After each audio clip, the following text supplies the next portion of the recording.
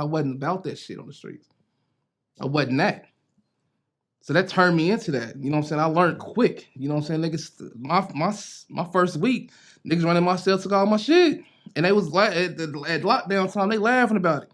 I'm like, I can't, I can't do none of this. I'm gonna be here. I'm in this motherfucker. I got charged with second-degree murder.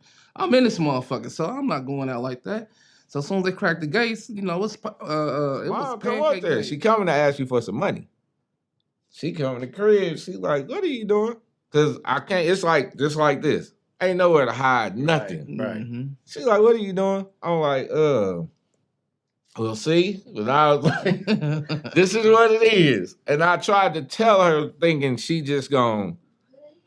And I had a maybe 30, 45 minute lecture. You don't need to do this. You don't need to do that. And then it was just like flip of a coin. And she like, but if you gonna do it, let me show you how to do it right.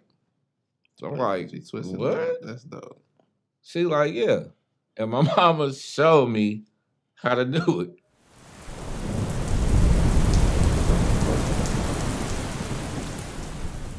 So how do we get to Fatty the Driver and Ecstasy? Because they probably came before music. Way before music, bro. So talk to me. Way before music. Talk to me. Man, out the gate, man, my grandfather, man, he one of them young black niggas with young black men with a gang of money. Come from that small town. Yes, He's out of Muskogee, Oklahoma. Yeah. And he came up with a lot of money. He always had all the nicest cars and all that stuff. So the car bug bit me when I was a child. So I was always into cars. I had my first car, I was 14. I bought an 81 Cutlass T-top on some Camaro rallies. You feel me? I hustled all summer cutting grass to get that car. You feel me? And from there, I always was in the neighborhood, sneaking and driving my car when my mom and them was at work, pulling it out the backyard, putting it back up under the tarp like it was there the whole time and all that. You know what I mean? So the driving part came young. And you said you was 14? I had my first car, 14. This is like 2000, something like that. You know what I'm saying? So 14. 2000. I was on that. So, when that kind of got played out, it came to Hot Boys. I would start stealing them cars. You know what I mean? And I started learning how to burn rubber and how to do donuts and all that. So back then, we was getting them cars at the airport, driving them all the way to the city, just joyriding, tearing shit up. You feel me? That's when I started learning how to do all that swinging and doing donuts. This is like 2001, 2002. You feel me? So by the time I turned 16, you know what I'm saying? I had my own shit. You know what I mean? It was up from there. But that's around the time when they ghost riding and whip and all that shit. That, you know what I'm saying? Yeah. So you feel me? But the Fatty the Driver part, that was just me. Young fat nigga knowing how to drive. The Fatty the Driver part came with I started hustling. Yeah. When I started hustling, and I learned quickly that you cannot win copping from in town. You'll just be you'll never get ahead. You'll stay right here. You know what I'm saying? I was trying to get ahead. If we're going to do this, we're going to do it big. Right. So I go hit that highway. I go get that pack. You know what I'm saying? Houston, Compton, Arizona. You know what I'm saying? I was making them trips. You understand me? So I bring that shit home. And that's what Fatty the Driver came back, because I'm going to go drive and get that shit. And I was on parole with no license doing that shit.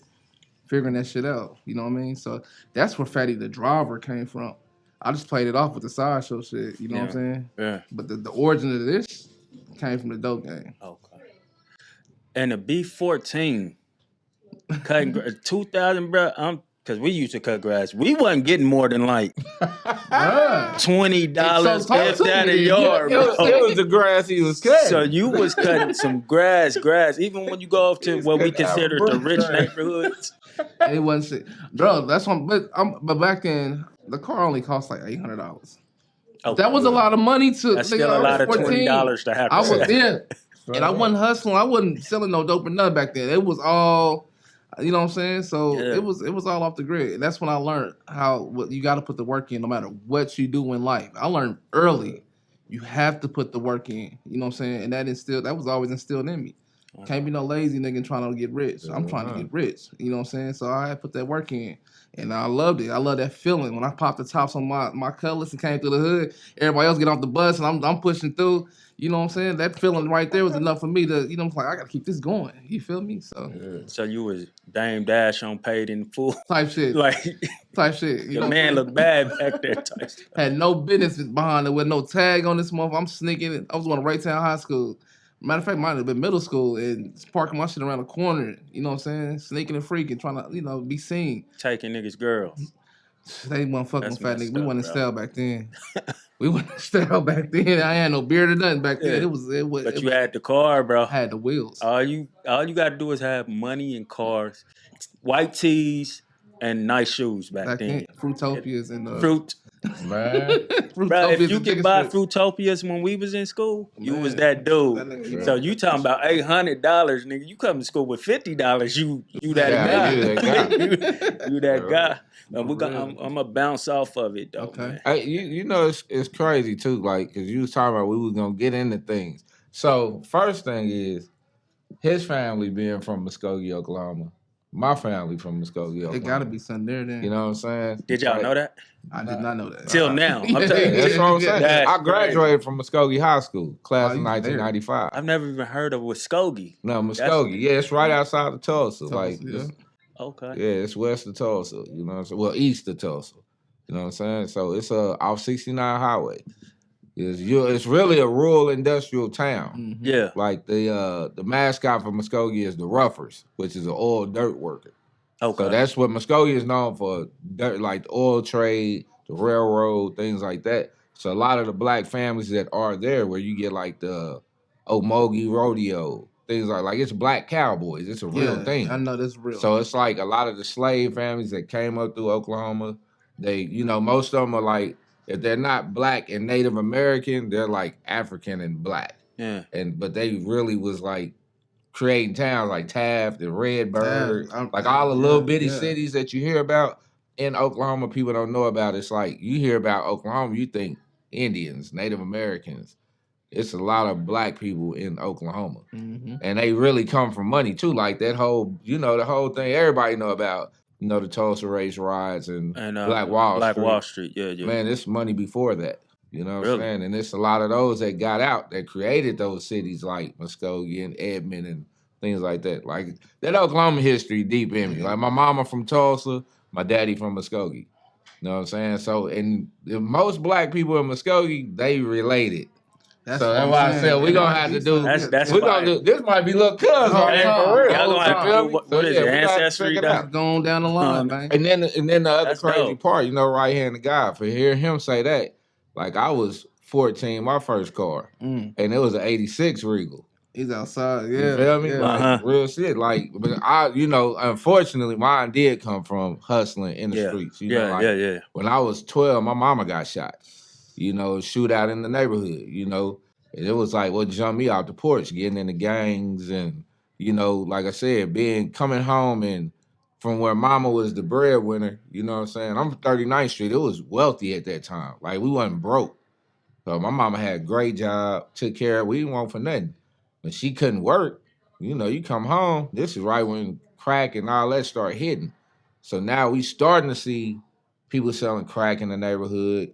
The crackhead, you ain't really knowing what it is. You know what I'm saying? This is 1990. You know what I'm saying? So it's like now that it's becoming relevant, back then, my big cousin that was coming off out selling weed. Yeah. You know what I'm saying? So it was like that was the move, come home, the lights off. We ain't got no food. Mama sitting in the room high on pain med because she can't do nothing, suffering from a gunshot to the hip. So it's like, what do I do? Because, I can't keep coming home, my lights off. You know what I'm saying? What we gonna eat? Yeah, the hood was always behind. We had family, but, it ain't nothing like have your own and you got to reach out. You know how that is. People like, I got you, but they get tired of getting you after a while. So when I went to Big Cuz, I'm like, man, I got to do something. Yeah, he paid the light bill. He bought groceries because that's his auntie and he loved her to death. Like, he more of her son than my big brother. You feel me? Yeah. So it was like, he made sure we straight, but then he put that in my ear like, look, cuz, you got to do something. I can't go get no job. And it's at 12. That's at 12. Yeah. Like, we had this conversation, and it was like, man, I don't know. I don't know if that's. He like, well, I mean, I ain't saying like he ain't forcing me into it. He was like, but if you need to do like, just come do this for me, and I'm put some money in your pocket. Basically, like he said, he like, don't be lazy, come get this money. Yeah. So it's like, all right, cool. You know what I'm saying? And then, like I said, my grandfather, you know, he's king of bootleg liquor in Kansas City.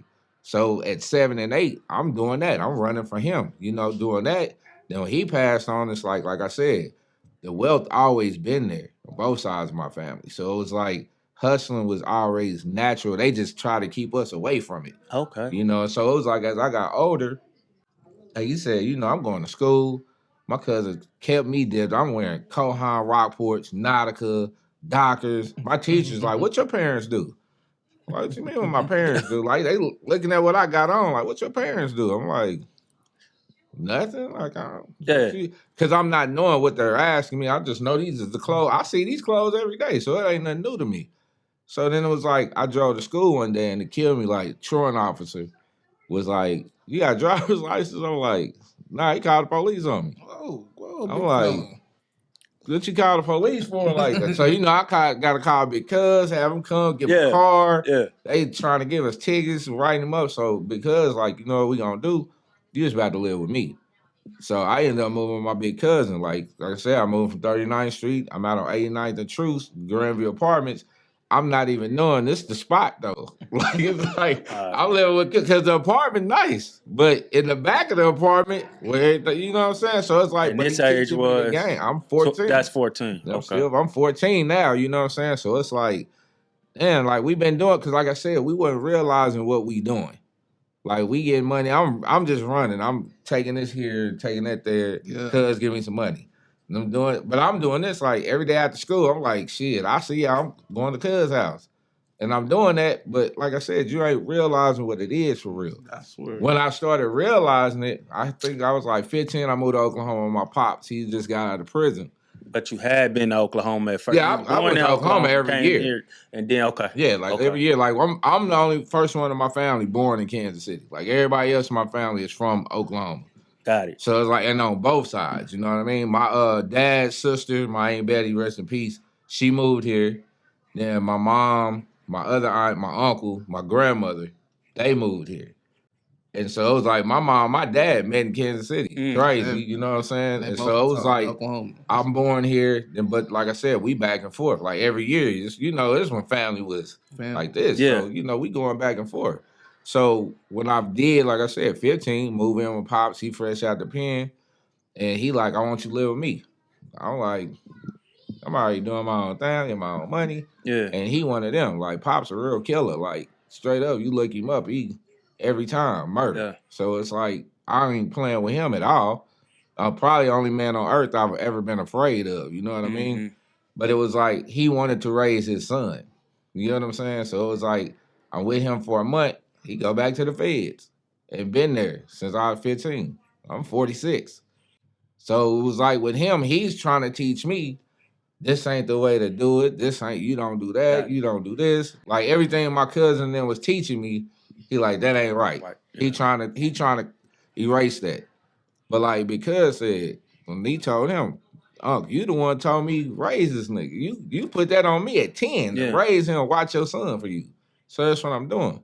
Yeah, he ain't agree, but it's like, that's when I started realizing, damn, nigga, I'm a drug dealer. Like, I'm really in the game. Like, I'm really, because I'm just thinking, I'm just doing something for cuz and he paying me. Yeah. You know what I'm saying? Not that I'm oblivious to it, but it's like, nigga, I think drug dealer, I'm like, they got the big weed and the this and that. But then like I said, you start thinking like, damn, cousin and dude got all the nice cars. You know, these niggas 19 driving Saabs and BMWs and yeah. Cuz I don't never want for he got all the jewelry, and it's just what we idolize it. But like I said, this early 90s, this is when it's just now hitting. Mm-hmm. So it's like it's new. It ain't normal. Like now it's normal. It wasn't normal. So it's like you see it and it's like, damn, we want the herringbones. We want to I want the leather shorts. We wearing Reeboks and leather shorts. Man, the leather shorts used to be the move. Leather shorts. Yeah, I don't remember leather shorts. I remember biking shorts. I remember biking. But see, that's the thing. You gotta remember. Back in the day, you had to be a certain type of nigga. You feel me? To wear them biking shorts. Yeah. So niggas wasn't, they was doing it, but they wasn't doing it. You Yeah. feel me? But like I said, the move back there, like, we hit Gene West back then. It was cold, in the Landon Mall. You know what I'm saying? It was like this before cross color. We talking cold zero store. You going and see the same sweater in 7 different colors. You know what I'm saying? Gene West was the move. Then it's like the Jabot hit. Gap start coming. But like I said, you had like the Dockers. You had all of these Dickies. Niggas was wearing Dickies back then. I still like Dickies. You know what I'm saying? That was the move. You wear your Dickies with your Reeboks. You know what I'm saying? So like I said, it was just the fashion was when that start coming in the game. But that was when you knew like Cousin was going to California. They coming back with the starter coats and all that. You know what I'm saying? Cousin them going to New York. They coming back with the Timberlands and all that. So everybody looking at us like we weird. Like, man, you wearing them boots? Like, I don't wear boots. Like, yeah, they do. Yeah. So they putting niggas up on game, you know what I'm saying? So it was like same shit, you know what I mean? Like I said, so it was like when I got into the music side of shit, it was me just telling the stories of what I was seeing. Because I've been doing music since I was 7. Like me and my big brother, my actual big brother, we were doing stay in school commercial for PBS. So it was like we doing that. And so it was like they had my mom sign us to a little deal, for doing those commercials. I got like 11. It was like that thing ran its course. My brother, he was 18. He in the Navy now, you know what I'm saying? He had moved to Oklahoma to live with his pops. Then he went to the military. He graduated high school. So he like, I ain't got time to do that. I'm like, well, I ain't doing it out him. But the music was just always there. We both in band. He played the saxophone. I played the drums. So through high school, like even in high school, I was captain of the drum line at Southwest High School. So the music was there, but it was like school was my, as he said, I hid my street life at school. Because it was like I wanted to learn. I wanted to be smart. And it was like God just kept putting positive people in front of me to try to tell me, stop doing that, do this. Stop doing that, do this. And it was like getting scholarships and all that for school. April 1st, 1994, all that went away. Went to jail for the first time ever in my life in Kansas City, Argentine, Kansas. And the crazy part was that same colors I bought at 14, I still hadn't repainted it, threw new rims on it, all that, drive to the party. Me and my partner Smack, we in the party. We the only blacks in the whole party, full of essays. Car pull up, 4 white people, they hop out. Yeah, somebody stole our cars, 2 black guys. So the police come in, we the only niggas in there. I ain't 18 yet. Kansas law, they like, oh, you gotta go, we taking you to juvenile. Regardless. And they took me. My partner, he was 18, so he went to jail, he bonded out. They hold me. I stayed in jail for 35 days. In Kansas juvenile jail for 35 days till I turned 18. Then they had a court hearing for me and they released me to my mom.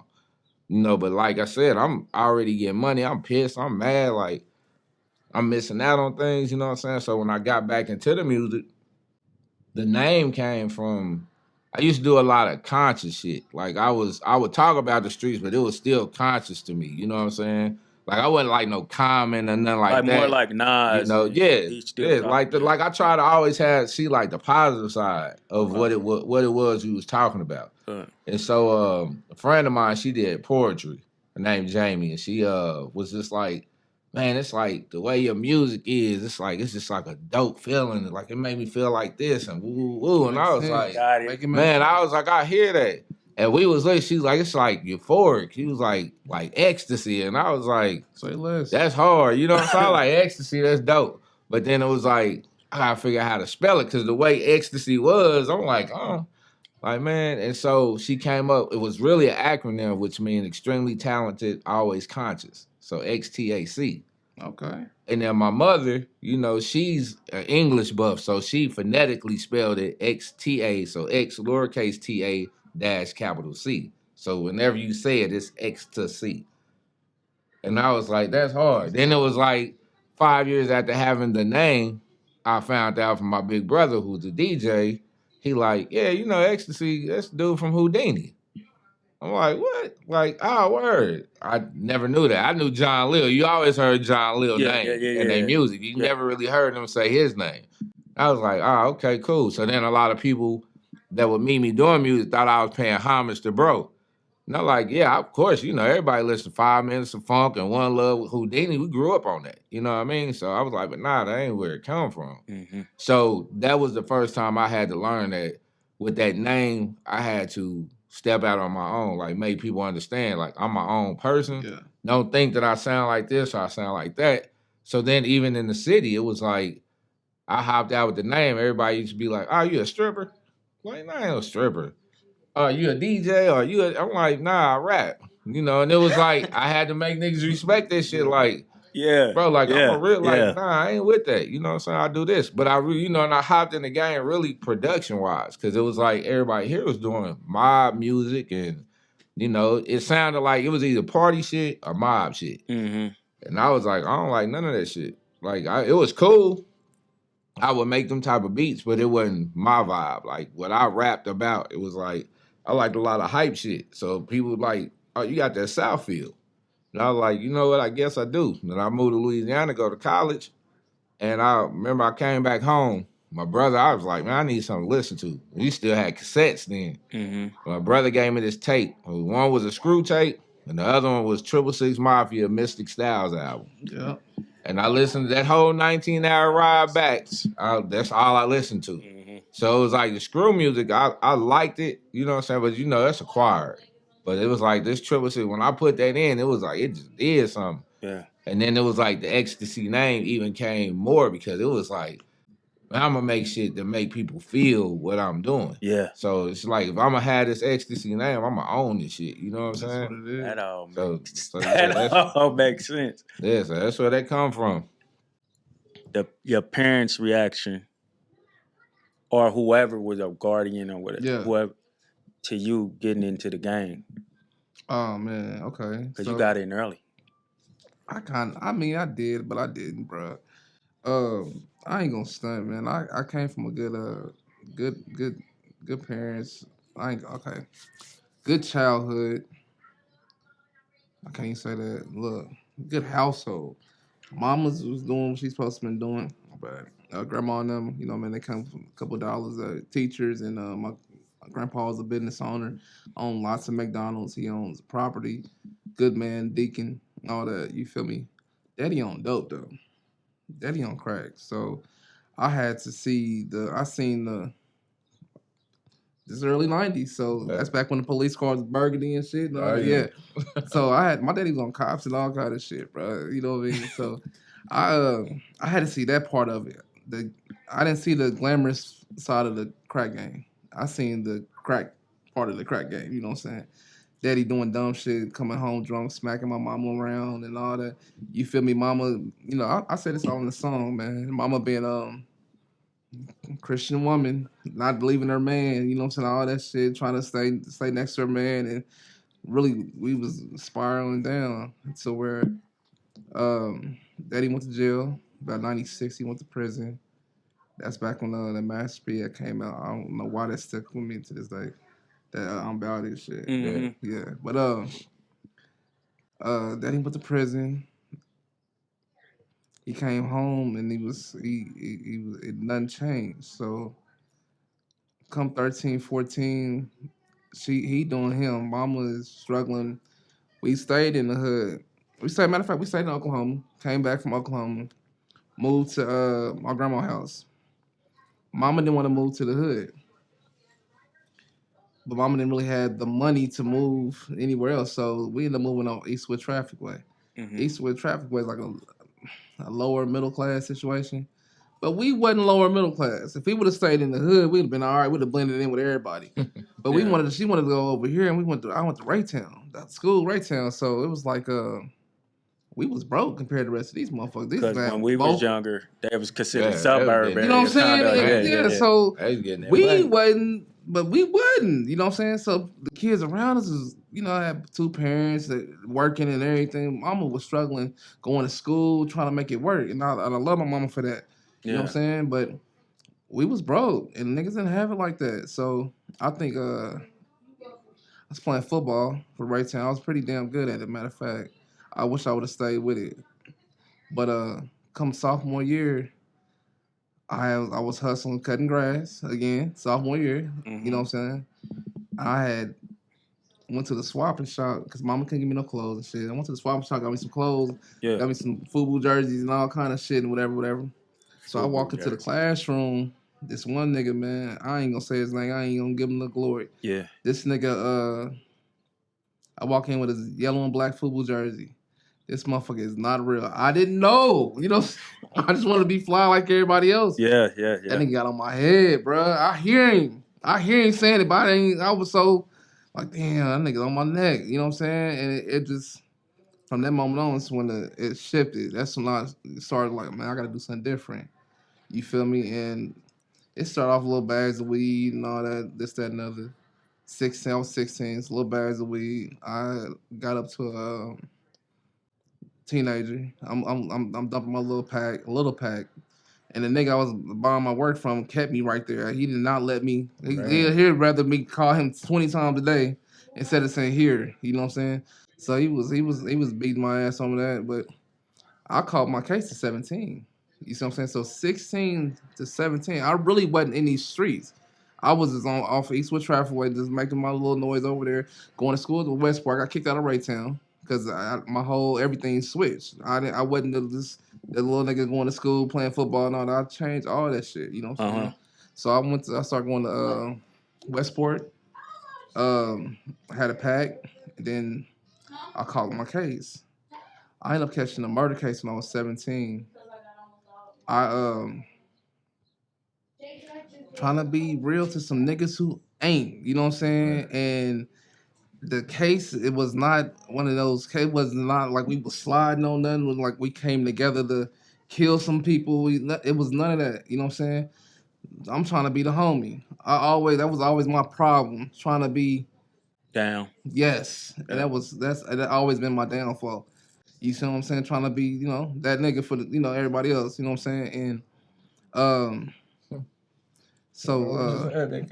hit, bro. We had this conversation, man, and it's shit. But I'm glad I'm past that bullshit now. To where one day we was I had some action on 39th and Woodland. This little chick, you know what I'm saying? Cause low key niggas wasn't fucking back there. I was hitting smokers and shit, you know what I'm saying? So I ain't gonna lie to you. So I had some action. This little chick on 39th and Woodland, and I'm trying to get over there. I'm only nigga with wheels. I always kept some wheels. I always kept wheels. These niggas trying to go to the homies down the street. They trying to go to the store and get some shells and shit. I didn't smoke or drink none of that back then. So I'm like, damn, nigga. All right, come on. So the homie had his cousin with him. Never met this man a day in my life. The nigga's like 10 feet tall as a motherfucker. You know what I'm saying? Never met dog ever in my life. It was a little homie. It was the homie. It was my right-hand man and his cousin. They hopped in the car. We slide around the corner. I'm just trying to get too fast, stop real quick, drop these niggas off. Get around the corner, and one of these niggas, we had a problem with. Was not a problem. You know what I'm saying? It was not a problem. Man, that nigga, I see that nigga we supposed to have a problem with anytime we slap hands. You know what I'm saying? It wasn't no issue. Oh. Cuz was one of them super boosie, like he wanted to be so tough. You feel me? And all right, that's cool. You know, I let niggas do them. You feel me? So we slide around the corner. He see the niggas. The nigga kind of took off. We been in the block. The nigga took off. I turn around. You know what I'm saying? Go back up to the crib. The nigga does one of these hook shots out the car, bro. He does this, like a hook shot out my car. The nigga he's trying to shoot at is, nigga, at least a football field away. Yeah. He does a hook shot, shoot 3 times. Boom, boom, boom. One shoot to the convertible top. I had a convertible Cutlass, a 93. It ripped the convertible top. One of them hit a mailbox, and one of them hit a white man in his head. You know what I'm saying? Right before Christmas. You know what I'm saying? God. You feel me? So, at the time, I didn't know that happened. I shot right up the block, dropped them niggas off. Like, man, I'm into my people. Like, man, what's up with your peoples, man? What y'all got going on? This dumb shit. Everybody in the car was like, cuz, don't do that shit. Cuz we see him up. I'm like, oh, shit, it's real. I see him up. And then he got I said, don't do that. I took off. He started shooting. Doom. I said, God damn. So everybody in the neighborhood seen the shit. Because it was one of them days. It was one of these days, but in December, though. You feel me? And everybody was outside. They seen the move. You know what I'm saying? Seen this whole shit happen. I dropped them niggas off. Man, I got up out of there. Went to the chick house. My brother called me. Deron called me like, bro, whatever y'all just did, don't come back through here. I'm like, I ain't think nothing of it. Because I'm passing LCs and shit. I'm seeing the police going back the wrong way. You know, so I'm like, damn, I wasn't thinking nothing of it. You feel me? We get to the crib. I get over her house. Dawn called me. And then the news came on and it said, man shot dead. I'm like, what? Our man shot. Man found shot. I'm like, damn, somebody got hit.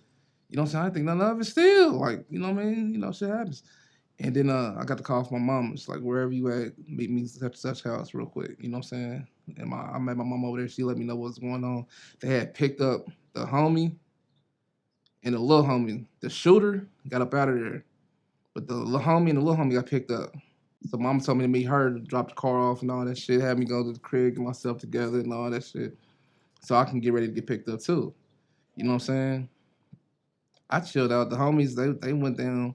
Them niggas didn't even do 20 hours. This is back when they was 20-hour investigations. They didn't even do 20 hours. Them niggas is out in like 7 hours. Something. Oh, niggas got to go down there and just do whatever, you know what I mean? Go speak to the detectives and shit. So they didn't come get me for about 2 days, bro. You know what I'm saying? So I'm sitting in the house waiting. Then I heard that knock. You know what I'm saying? That knock. Like that's them people Like, knock. them boys. So I boom, boom, boom, boom. I wake up, I go downstairs. I see my mom, and I see this nigga Alvin Brooks in my living room. I looked at mom and looked at Alvin. I'm like, what the fuck? You know what I'm saying? So I went out the back door, police. I went out the front door, police. Michael just come on with us. You know what I'm saying? My mama crying and shit. I'm like, man, what the fuck? You know what I'm saying? They take me down. You know what I'm saying? In my head, that Fat Tone was playing when I was trying to do my interview and shit. That one thing about 51st, we don't snitch. It's, you know what I'm saying? It's a natural reflex. Don't talk to. That was all I was saying in my head. So I didn't say nothing to the detectives. I'm like, man, I'm gonna wait on my lawyer. And that's like, that was magic words. I was in my interview was like 5 minutes. They told me they walked him in. We walked him inside, asked him a question or something, asked him to sign his rights. He didn't sign them. He asked to speak to his lawyer. They whooped my ass, that motherfucker. Slammed me all against the wall, slapped the cuss on. I was 17. I didn't know what the fuck was going on. You know what I'm saying? Probably like 10 hours from that, I was in the county. I was in 3D. You know what I'm saying? Watching my face on the motherfucking news. And everybody else looking at me. I'm looking at the news. They looking at me. I'm looking at the news. I'm like, I don't know what the fuck going on. You feel me? But them niggas got up out of there. They told the whole situation. You know what I'm saying? They spoke on what happened. The shooter's on the run. You feel me? Shooter get picked up probably like 2 months later. I'm in the county. I'm in this motherfucker now. You feel me? I'm in this motherfucker. No, I'm the oldest of my brothers. I'm the oldest. No big cousins. No real hood behind me. None of that. I'm me, myself. You feel me? And I learned quick. Like, nigga, it's either you get with this program or, nigga, you feel me? You're gonna be one of these niggas getting socked out in this motherfucker. Yeah. You feel me? So I had to learn all that shit. How to throw these hands, how to know when to throw hands, how to, you know what I'm saying? All that shit. I had to learn that I did not know on the streets because I wasn't about that shit on the streets. I wasn't that. So that turned me into that. You know what I'm saying? I learned quick. You know what I'm saying? Niggas, my first week, niggas running my cell took all my shit. And they was like, at lockdown time, they laughing about it. I'm like, I can't do none of this. I'm gonna be here. I'm in this motherfucker. I got charged with second-degree murder. I'm in this motherfucker, so I'm not going out like that. So as soon as they cracked the gates, you know, it was pancake day. Them nasty ass sausages and pancakes, grits and shit. So, you know, you gotta come get scanned to get your trade. Them niggas had forgot. They was all laughing at me all last night. I've been up all night waiting for you to crack these motherfucking doors. So as soon as they crack the doors, I'm smacking niggas with trays and shit in front of the police. I don't care. In front of the police, we gonna get it in. And from that moment on is when I started earning my respect. That's when, you know, that street, that whole Fat Mike, that survival kicked in. That's when that gorilla came, and I learned then, like, nigga, I ain't taking it from the police. I don't want to take it from no nigga. I was in there fighting the police and all that shit, spitting on them. We was kicking it. Whatever, the CERT team, we fighting, wrestling, big bitches, we doing all that shit. We tearing this motherfucker up. So I really kind of grew up in the county, you feel me? Mm-hmm. Getting ready to go to the joint. And, you know, the case came along. I was in the county for 2 years. Shooter finally got picked up. The shooter ain't no stand. He wasn't a stand-up nigga, man. He wasn't a stand-up nigga by any means. He was telling niggas I was telling on him and all kind of shit. And Discovery said it all. Like, you seen your blood. That's your family spoke on this shit. Looking back at that shit, It was the dumbest shit in the world, nigga. Ain't no way in hell I was supposed to get charged on homicide. You shot that man. You pulled that gun. Ain't no you did this. You know what I'm saying? Yeah. I wish I could tell my younger Mike back then, nigga, go in there and tell them people what the fuck happened. You went there trying to play tough for a nigga who ain't tough his goddamn self. Who would have done this? It would have flipped on you the first chance he had. This ain't no snitching situation. This ain't no, you're not no rat for that shit. You know what I'm saying? These niggas got that rat word bad out here. You know what I'm talking about? They throw that rat word away. If we ain't signed up for this shit, if we ain't came together like, hey, this is what the move is, whatever the fuck the case is, and you know, if it get ugly, get ugly. You know what I'm saying? I'm riding till the wheels fall off. Nigga, you acted on your own and you killed the man for no reason out my car. Now we gotta go to prison. And you don't even know the dude. I didn't even know his name. Yeah. I can even tell on it. I don't even know his name.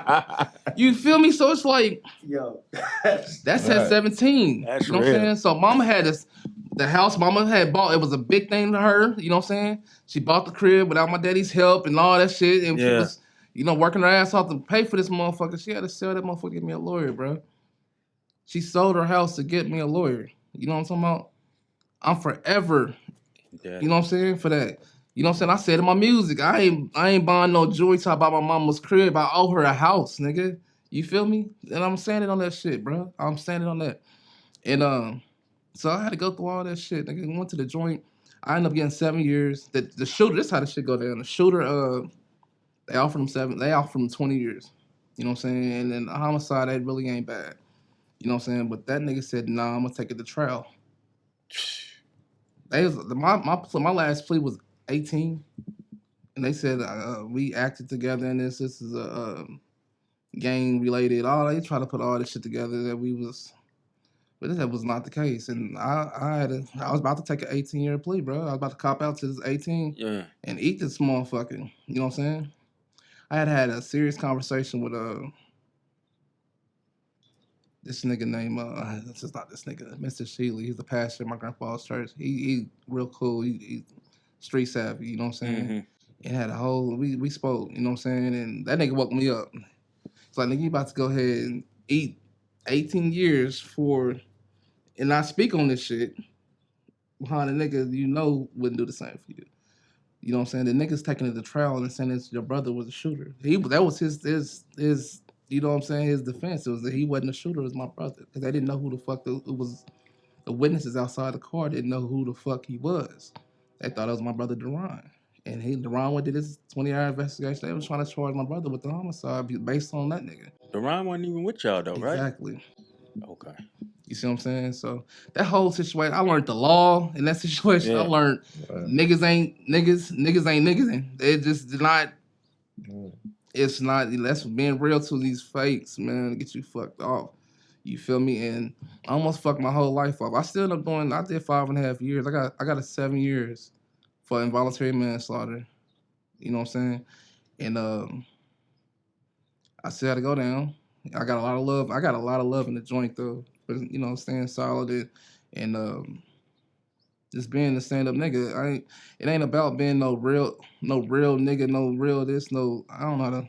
It ain't about being all tough. It's about being yourself. I've always been myself. That's what it and niggas respected that shit. I have never, and can't no nigga say they ever hold Fat Mike. You know what I'm saying? They ain't never took nothing. I ain't took nothing back.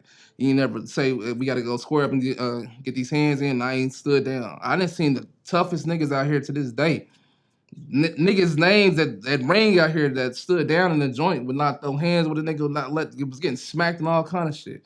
They never can say that about Fat Mike. You know what I'm saying? I always stood up when it's time to stand up.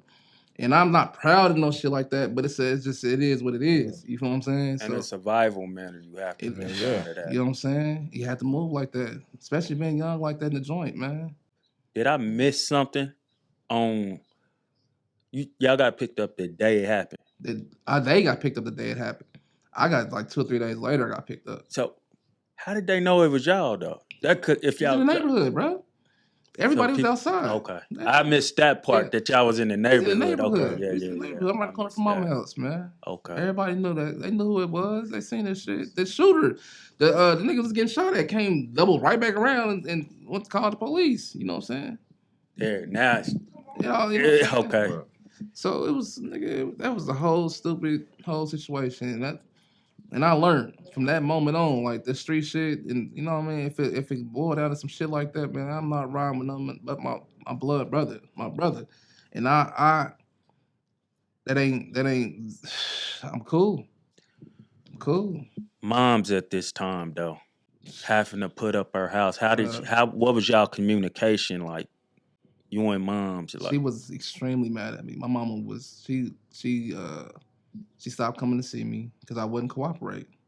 Yeah. She stopped coming to see me. She used to have long hair. Mom used to have long hair. My mama got a fade down. She still got it short. She lost her hair. She sent my brother off to Oakland. No, she sent my brother off to stay at my cousin's house in Atlanta. She sent my youngest brother to stay in St. Louis. No, but to stay with my grandma. She moved to St. Louis. She was low key going crazy. Like she was got to talking to herself. She started drinking real heavy and all that shit. We went through a whole situation, and you know my daddy wasn't there. You know what I mean? And she left I just had leveled up on some work. I did just level up. I had got my first ounce, and she left to work with my daddy. They didn't see that nigga for like probably 6 months after that. Nigga, he's kicking it, free work, kicking it. Yeah, you feel me? So it was a fucked up situation all across the board, bro. But it's a learning experience. You know what I'm saying? But even with all that going on, I came home. The joint turned me into I was hustling the joint. I made more money in the joint than I ever did in my life to that point. You know what I'm saying?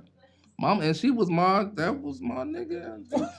You know, it's a couple bars you might hear. You know, mama dropped the work in the trash can. Yeah. Baby brother was throwing that shit over the fence. You know what I'm saying? Yeah. I was getting it in the joint. I was making sure my brother was going to college. Niggas was putting up his tuition in the joint. You feel me? He was going down there in Oklahoma. What's that Oklahoma? What's going on there? In Guthrie. What's down there? Langston? Langston. He was going to playing this tuition in Langston. You know what I'm saying? Lil' bro ride on all goals in high school. You know what I'm saying? Yeah. That's all because I was in the joint doing what I was doing. You know what I'm saying? And there ain't nothing else I'm proud of. But it happened. You know what I'm saying? Oh, I ain't gonna let you promote it. Like we proud of that. That ain't what this about. It's not. You know what I mean? So cause I'm about to jump right back over there. How did that disappointment make you feel? Because you know your mom was disappointed. She was very disappointed, and you know she worked hard to get that house. That was a big deal, bro. That was a real big deal. That was a real big deal. It hurt. It hurt. I felt selfish. I felt like I was being not selfish. Was I being selfish? I felt like I was being selfish because I robbed my brothers and them of them growing up and having somewhere to call home and all that shit too. That spread out. We all over the country. So it was hard, bro. And it made my brother Deron had to step up. Yeah. He had to step up and be who I wasn't. Because I'm locked up. Yeah. And he had to still deal with this shit in the streets. So, I mean, not in the streets, but you know what I mean? Niggas was somewhat tripping. You know what I'm saying? So he had to deal with all that shit. The residue from from your life. Yeah. Yeah. My nonsense. You feel me? And it was fucked up. And that's why I always feel really indebted to my family, because they really held me down. They really held me down. I was locked up, bro. The whole situation, they really held me down. Okay. Yeah. When it comes to moms getting shot. Yeah. That's heavy. 12, right? Yes. Yep, 12. Bro, what is going through your mind when you first hear that? Man, it's crazy because it was like, to this day, we still think, we honestly feel like the niggas that had to pay for that, we found out part wasn't even the ones that did it. Like straight bullet. You know what I'm saying? And finding out they came from one of ours. You know what I mean? Mm. But that was like I said, we like 20 years after that when we figured finding this out. So it's like, but it was, man, I'm trying, it's crazy. Like you said, it was a good day. We played basketball. September 13th, my uncle's Scooter's birthday. And she was actually getting off work early, coming home, catching the bus to come cook dinner for him. Like she always do every year. That was the move, you feel me? But it was like, we at the crib, we playing basketball in the backyard, Danny house, you know what I'm saying? Shout out to the Duns. We doing our thing, you know what I'm saying? And earlier that day, a big relative sister, Sandy, her boyfriend jumped on her, like beat her up. You know, we finding out this is like, this is right when the Crib and Blood thing jumping off. You know, Crib niggas from 12th Street. Yeah. He beat her up. Yeah. So when he get up out the crib, big relative, they jump on him. You know, you done beat our sister up. They beat his ass. Niggas come back like 2 hours later on a motorcycle, dumping. On that? Man, on that, like shooting up everything. So, you know, everybody out the house, they shooting. Like I said, we're in the backyard. And if you go down 39th Street, right there on Purcell, between Purcell and Flora, Chili Willie's right here. Yeah. This house right here, this the house on the corner. My cousin Linford, my auntie Ruby and them. There's a fence right there. But if you go through them yard, like every backyard, there's nothing but a little gate. We used to just hop over them gates, you know, get in everybody's backyard. It's like we see them, but the bullets is coming through everywhere. Like we ain't knowing. We all on hit the court. We on the ground. So, you know, we get done, you know, it's over with. Like, we all walk down the street like, what's up? Me and my cousin Anthony Woods, you know what I'm saying? Lil Dave. Oh, we walking down the street. We looking, we ain't seeing nothing, you know. See big relative and them sitting on the steps, they tripping, you know. They like, man, they came through here, woo woo. Look over there on the corner, 39th Purcell, right in front of the beauty salon. And there's people standing over there. The bus still sitting there. And it's somebody on the ground. So, you know, we just, like, again, we just stand in front of the store and we talking about it. Police, ambulance pull up. Still, we just, you know. And never even registered. I'm like, dang, man. I was like, I wonder, and I said in my head, I wonder if my mama home yet, because, you know, it's about the time she catching the bus. I'm like, we walk over there. My mama laying on the ground. I was like, dang. Like, you know, me and the homies, we standing there like, only thing I said, I was like, you cool? She like, it burned, but I'm okay. I'm cool. I'm like, all right. She like, go tell your grandma. Cool. While we walk away, I walk around the corner 37th and Wayne. Tell my grandma, like, hey, mama just got shot. You know, and it's just like I'm telling you right now. Yeah. Same kind. I'm like, grandma, mama got shot. They about to take her to Truman. And my grandma like, stop playing. I'm like, and I guess my delivery, she think I'm joking. Yeah. I'm like, nah, the police and them up there. And this, by the time I'm telling her, police done pulled around the corner because the homies up there done told them where my grandma lived. So they coming around there to tell my grandma. So they come and they tell her. So, you know, she frantic. They rush to the hospital. But like I said, it ain't registering me what's going on. Yeah. You feel me? So it's like that happened. And then it's like that same night, I'm like sitting on my grandma's porch. Like all the adults done left me sitting there. Like I'm just at the house. So, but like I said, it's our neighborhood. Like everybody know everybody. It's back when, you know, I could walk down the street and leave the door open because we know ain't nothing going on. Then I'm sitting on the porch. Big relative pull up. He like, man, come holler at me. You know, what's up? He like, man, well, niggas gotta pay for that. What you doing? I'm like, shit, what you mean? He like, nigga, what you doing? What I mean? What we doing? Now, at this time, they like 17, 18. You know what I'm saying? So, you know, these are dudes I look up to. And, like, for people that didn't understand, I used to tell them I had that divide because my relatives from 39th Street, they all Bloods. They from L.A. Mm-hmm. You know, they from the trees. Mm-hmm. My big cousin raised me. He from 68th Street. They Crips. You know what I'm saying? They Hoover Deuce and all that. They from L.A. Mm-hmm. So, you know, when they came here and put him on, he repping that. But he ain't never really wear colors. So it was like, for me to know he was a Crip, I didn't know. His big brother, my big cousin Mark, he always loped out all the time. You know what I'm saying? He in and out the pen all the time. And that's all he talk about. My Hoover Crip, cuz. But then my niggas down here, blood this, blood that, we always wearing red. And then, of course, where the Chiefs at. Or where the Royals at. So it was normal. So, like I said, a big relative hollered at me about that. I'm like, in my head, again, I'm a 12-year-old, bro. Yeah. How you supposed what I'm supposed to think? Like, but I'm in my head, like, if I don't, they gonna think I'm a punk or something, and this is my mama. Now I'm kind of getting mad about the situation. Like, this is my mama. So I went on the trip. You know what I'm saying? Next day, I get jumped in. Like, I'm a blood now. Locked in. You feel me? I got this 380. I'm walking around. I got bandanas on me. That's just what it was. But then it's like seeing other people talk about, like the little homies that's in the hood that didn't gangbang. We have, man, that's stupid. Niggas in gangs, that's stupid. Like it's 13 and 14 now. We still talking about it. We ain't doing that. And then everybody evolve into now everybody a blood. Everybody from the tray. We repping this now. You know what I'm saying? So with mama, you know, that recovery took a minute. So it's like when she seeing me getting money, of course she asked, where you getting this money from? Yeah. I'm like, I was out here with cousin them and they, you know. She believing it because she know that's how my big cousin took care of me like that. Yeah. Then it's like one day he must have came over to the crib for something because they used to all come hang out at the house. Like I said, my mama got shot. Like my big cousin, they're like, that's mama. To everybody, she knows the mama. Yeah. So the hood, like everybody would hang out at my house. So they come, you know, like I said, they ain't 21 yet. They want to get drunk though. They knew we could go to auntie crib. Mm-hmm. We could chill over there. She ain't gonna say nothing. As long as we respectful and we ain't getting, she ain't gonna say nothing. So that was the hangout spot. So like we over there and it was like, she said something to him about, I bought a Nintendo 64. That's what happened. Memories. Like I bought a video game. You bought it there. And mom's like I don't smoke or drink. So never in my life. You feel me? So it's like, I buy this game and she like, oh, you get this from? I'm like, I didn't buy it from a smoker, but I'm like, oh, John bought it for me. She like, oh, that's so nice. So when he come over, she's talking about it, and she's like, oh, you bought him that game, and he like,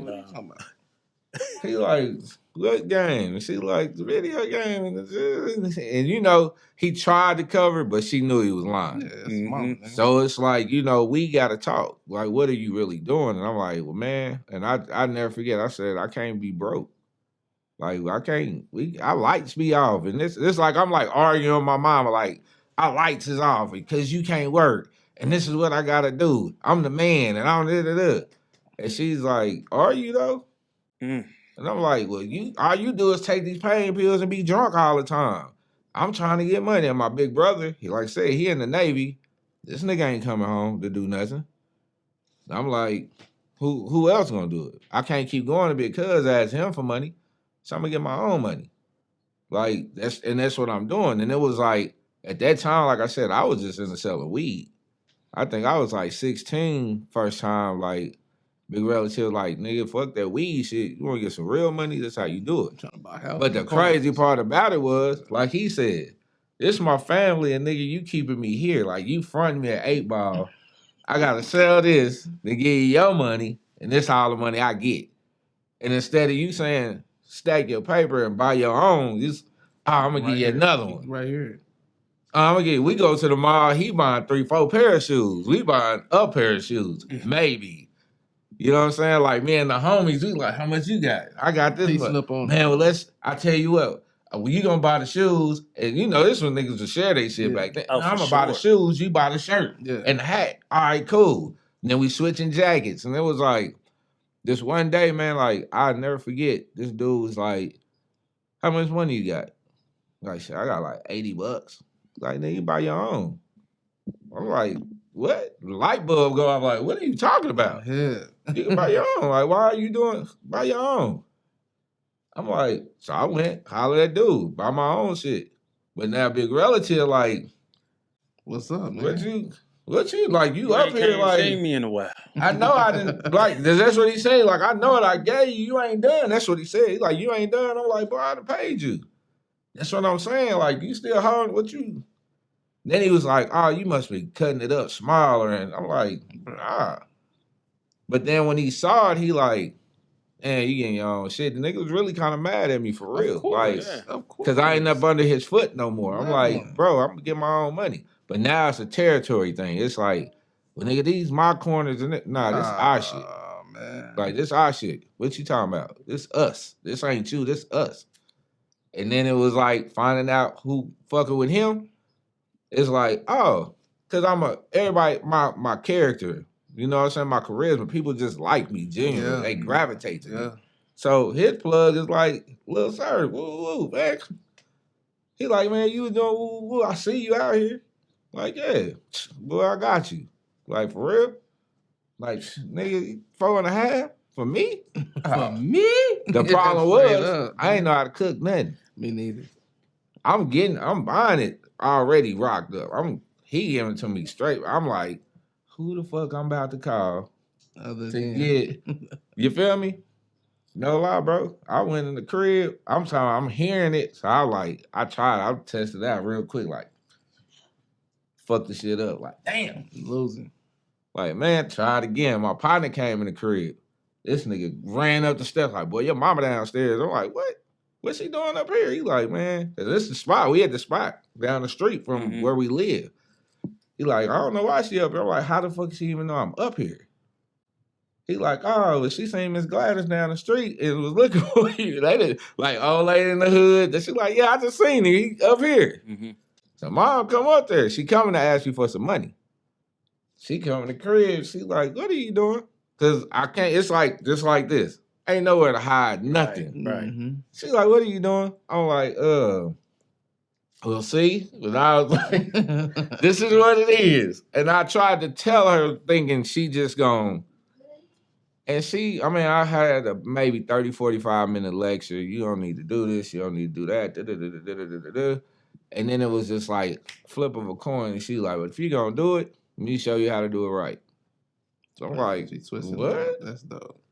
She like, yeah. And my mama showed me how to do it. It was like, I used to do this for your uncles and them. I'm like, and I'm sitting there like, hold up, wait a minute. We're going to have a whole conversation. Because now between 14 and 17, me and my mama became like best friends. Like now she's understanding I can't stop you. So if you're going to keep doing it, let me at least know that I'm Tasha. Let me let you know, basically. Yeah, you feel me? But then it was like, she'd had the moments where she'd be like, nah, because like I said, my mama became alcoholic. Like I said, she was on pain meds, like crazy, like that. Oxycontin, that shit, man. Morphine, she on out for pain. So it was like she doing that and she drinking because she depressed. And I don't, you don't know what depression look like. You know what I'm saying? That ain't something we seeing. She depressed. She's like, come home one day, she sleep. I'm just thinking it's the medication. She really unconscious.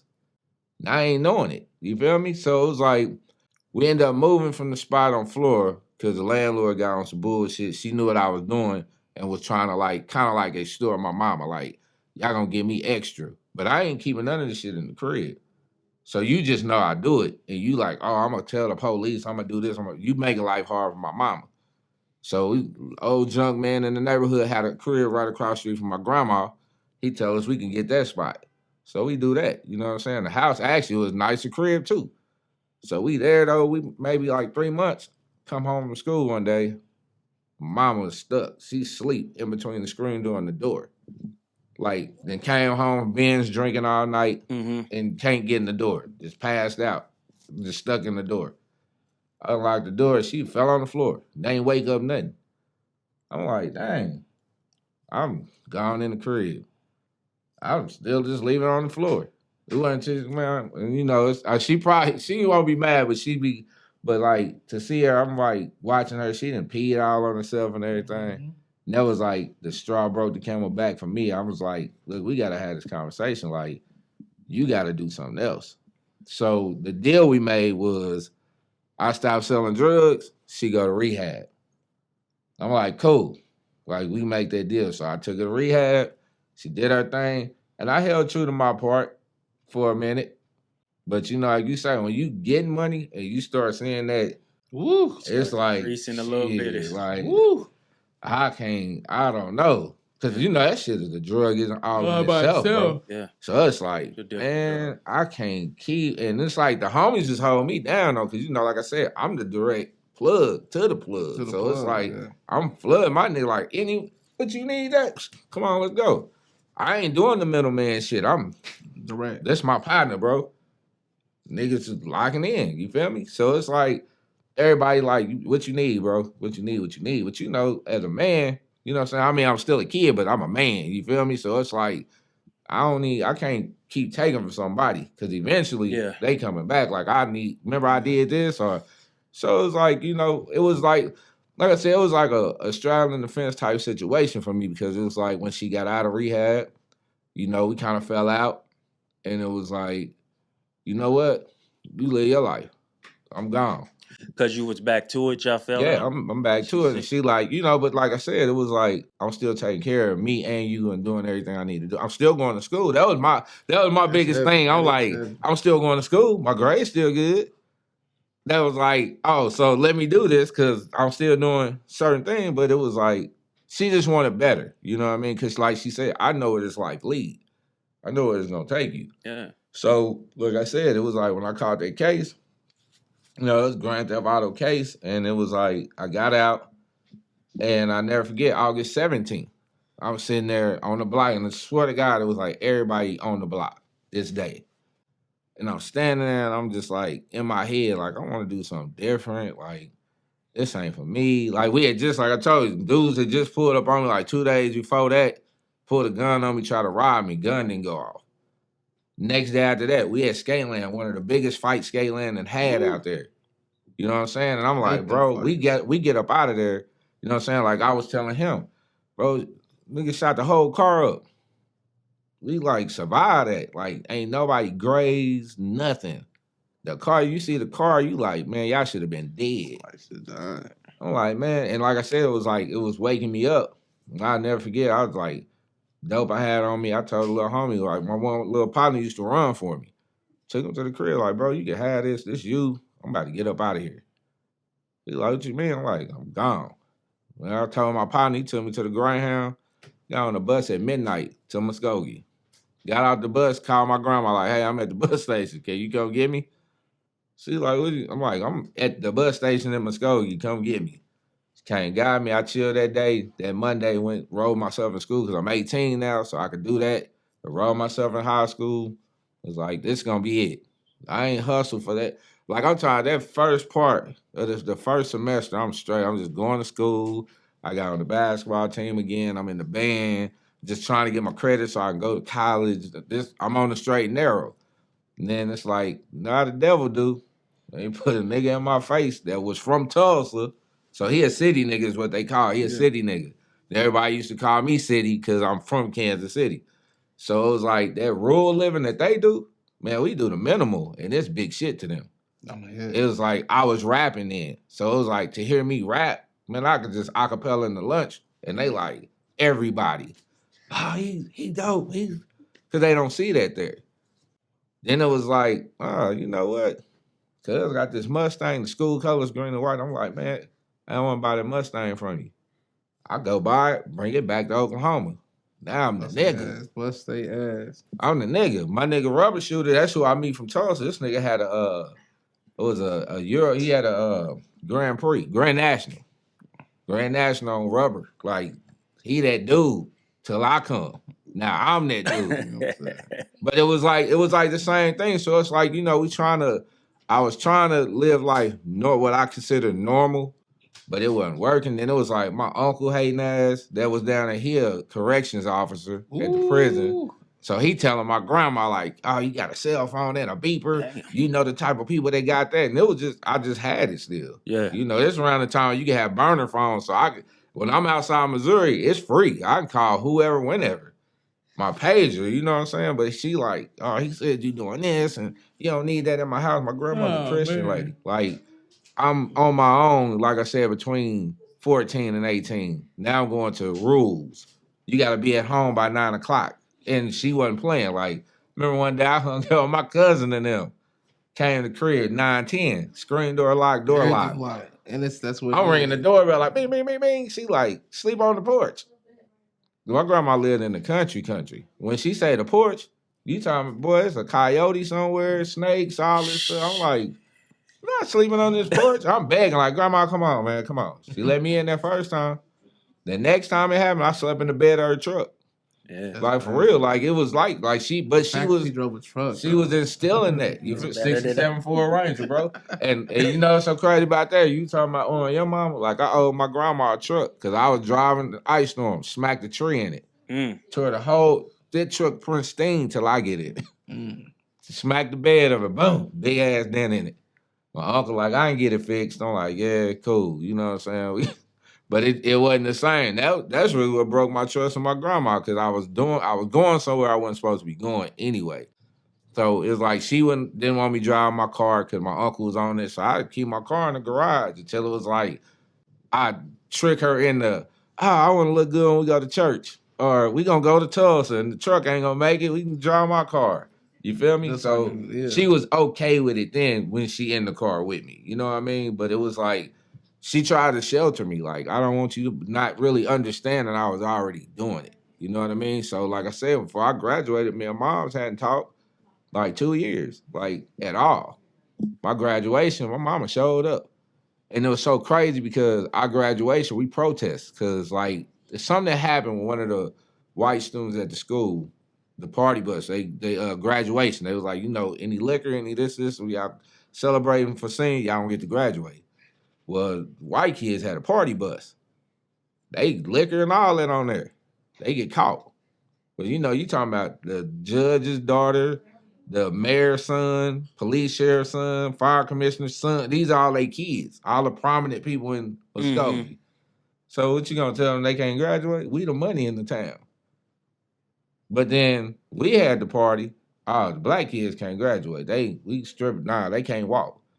So we protest. You know what I'm saying? It was like, and my mama showed up. Never forget, man. My grandma. I ain't say a word to my mama. Talked to my auntie, hugged her.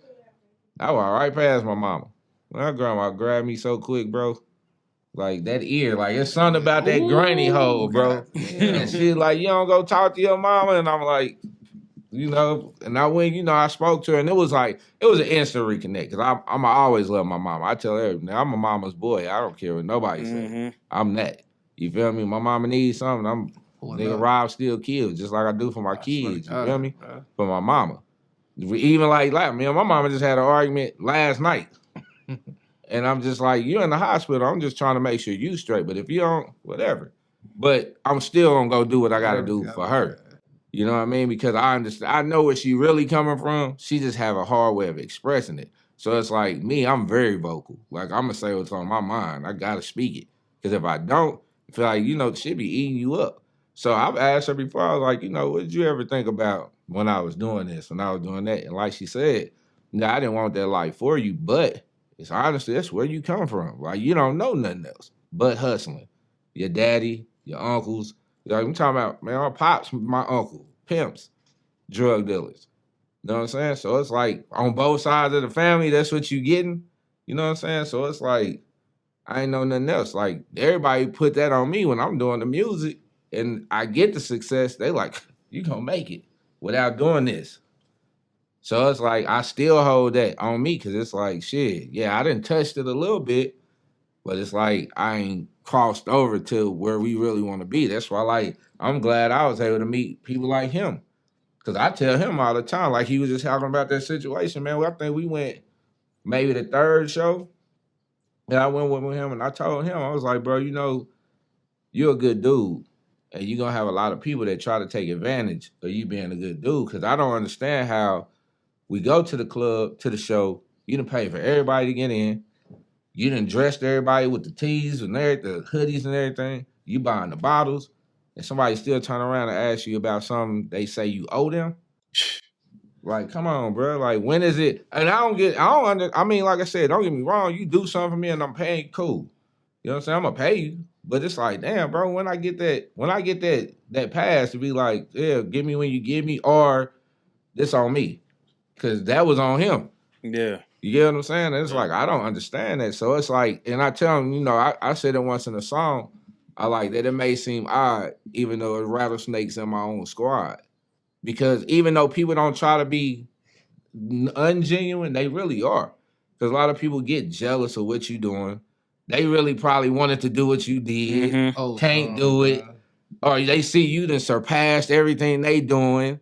And it's like, oh, yeah. Because, you know, jealousy is people don't understand it's a natural thing. It's just you got to learn how to control it. Yeah. Because there's many times you can see something, man, that's that chain he got on, boy. Man, I'm in. Man, that nigga got that chain. But some niggas, I ain't hating it, but I'm like, damn, I want that chain. Yeah. So it's motivation like that. Right, that nigga exactly. get that. All right. And see, and that's the thing. People have to understand how to curve things from hating the shit to motivating yourself. Because we all got the same 24 hours. Yes, sir. We could do the same shit. But it's like, what do we want to do? Like, this is your thing. You feel me? That ain't what I do. So I can commend you on what you do. But even if I was doing that, why I can't be like, bro, I like what you do. I do the same thing.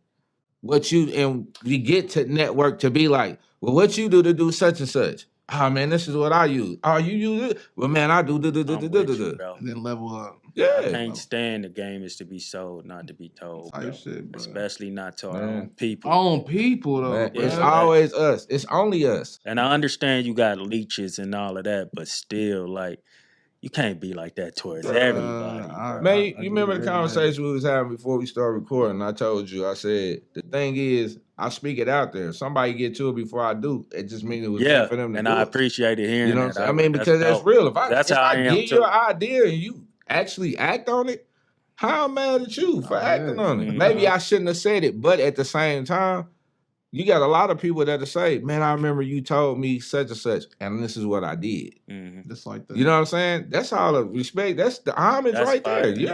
Homage ain't monetary. No. A lot of people have to understand that. Like people talk about Kanye. Like, I love the fact that he said, I was bidding Siegel a check. He came up with the name Yeezy. I remember. And Siegel wasn't even thinking. And he wasn't thinking about it. That's hard. He like just able to bless that man. Like, here you and here go that money, bro. Right in the middle of him going through his own problem. You get what I'm saying? That's heavy. That's heavy. So it's like, like I said, people just gotta understand, man. It's like being a human being is one thing, bro. Being a human being with humanity is something different. You gotta be that way. Every time, though. And that's why I look at life, bro. Like, I try my best, man. Like I said, I hate arguing. When I had to get into an argument, it's like, I hate it. It's like, dude, I ain't even mad at the argument, for real. I'm mad that we're arguing, no matter what it is. I'm mad that it's an argument. And it just goes into it make everything else heated. You know what I'm saying? Because you like, man, I can't believe we are. Man, all I asked you if you want a Taco Bell. Like, man, that's all I said. You feel me? Like, bro, but yeah, so but like Mom's now, like Mom's my number one fan, bro. Like, I can't front. Like, every album I never put out, Mom's the first one by one. Like, every time. Yeah.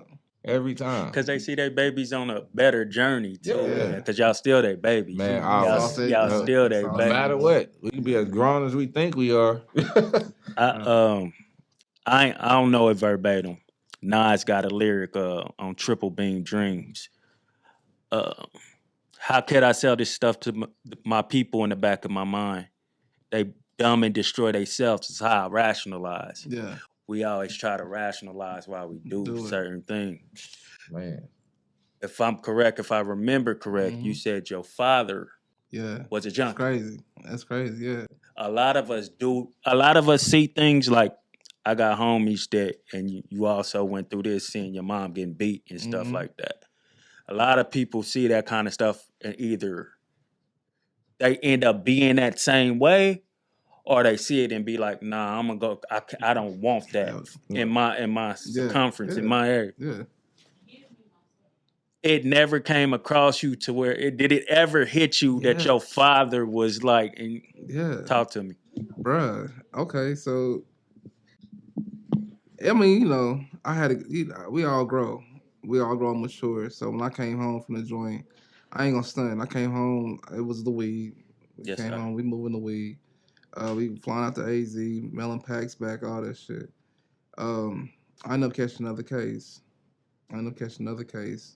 In St. Joe. I went to college in St. Joe. Well, I was in the joint the first time I was taking college courses.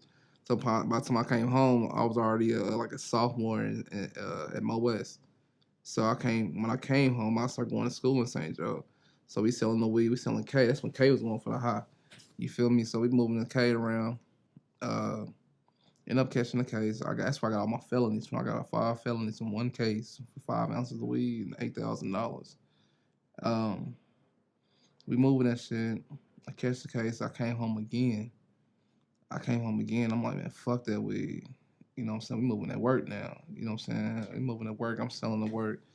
I hustle out of town. Like you said, in small towns, what it is. Yeah. I hustle out of town. I never hustled in the city. You know what I'm saying? And by the fact that I grew up in a joint and I came home from a couple of years, a lot of people didn't know who I was. So they always ask, how the fuck is this nigga doing this, he doing that? You know, they see me on spec, you know what I'm saying? Big wheels on everything. My bucket had big wheels on it. Everything I had, we spinning, all goes, all that. I'm on all of that. Because everything I wanted when I was a kid, when I came home, I'm on that. You know what I'm saying? So we moving at work. And I'm tearing St. Joe up. I'm a legend up there, nigga. I'm I'm fucking them up. I had the Kansas City prices, Kansas City work, up there. Like, niggas try to go up there and get rich. I go up there with the regular prices and was running shit. You feel me? And it hit me. I had my son. My son's 8 years old now. I had my son, and then I realized, like, bro, I can't be my daddy how my daddy was for me. I can't be that for him. And I'm the reason why a lot of these kids, and I look at it, it's crazy because I see them to this day. A lot of the kids that was growing up when I was hustling in St. Joe, I'm looking at their parents, I'm like, bro, I owe you. I owe that because I was the reason why you didn't have no Christmas. I was the reason why my daddy sold my starter jacket for a little coat. I'm the reason why you didn't have no starter jacket. I'm the reason why you didn't have Christmas. I'm the reason why you didn't have them shoes. I'm the reason why this cycle continues. You feel me? Like, you got to hop out there to get that shit because you didn't get to get it. You know what I'm saying? And I'm like, bro, I'm the reason. So it's like, bro, when I noticed that shit and I seen that everything that I touched with that money turned to shit. I have nothing from all that money I made. I said in the song, another song, I touched 6 figures selling crack in the hood, but it got me sent to prison, nigga, and back to the hood. Broke, nigga. You know what I'm saying? So it's like, bruh, I touched all that money. I have nothing but some pictures and my kids. You know what I'm saying? And some clothes I can't fit. So it's like, you know what I mean? I have nothing to show for that shit. Yeah. So once I got, you know what I mean? I woke up to the fact, I'm like, I ain't hustling no more. I'm done. I caught my last case. My son was right before my son was born, or right when he was born. I cold turkey stopped hustling. My baby mama, I thought I was a pimp for a time. I had the whole stint I thought was pimping. She was my bottom bitch, to where she used to that money. She's still in the game. She's still hustling. She's still selling pussy. She doing her. Yeah. I moved out to AZ, got away from everybody. Yeah. To where she like, nigga, I'm broke. I'm up here fucked up. We got this boy up here. He needs this, that, and the other. She on my line. So I had copped the ounce for my people, my same plug, my AZ plug. Caught me an ounce off, and I hopped on the Amtrak. You feel me? I'm a joint nigga, so I know how to tuck shit and put shit up and all that shit. So I tucked this shit in the bathroom. As soon as I hop on the train, no problem. As soon as I got off at the Union Station downtown, it's like a movie. It's like the smoke came up from the train. I got the pack. I'm getting off with my bag. And then as soon as the smoke coming up and everything, everybody turned into the police, bro. Like, they all had badges and was moving me places and shit. You feel me? And they searched my bag. They had to get a warrant to search my bag and shit. The dogs came and sniff my bag and shit. That dogs didn't smell nothing. So I had to sit on the concrete for like 2 or 3 hours waiting on the judge to give them a warrant to open my bag. They opened my bag. They found an ounce of coke and 2 ounces of weed. My plug ended up being somebody in the cartel, somebody heavy. And they thought his phone was hot. And they thought I had a load on me. You know what I'm saying? I hold somebody didn't know. I didn't know. I thought this was just a cool ass Mexican. I slap it up with. You feel me? Drink Coronas with. You feel me? And when that happened, I caught that last case. I'm like, bro, this is it. This is a sign, nigga. It's over with. This is over. You know what I'm saying? And from that point on, I walked down that paper. I started towing. That's why I started the tow trucks and started going to the auctions. I wish somebody would have gave me this game. That's when I met Desmond Logan. Daz, they call him Daz, but Smoke the Tire, not the homies and all that shit. That's why I met him. Cash cars. He started showing me like, boy, you can go pick up these cards, buy these junk cards. You can start showing me different options of how to get to that paper.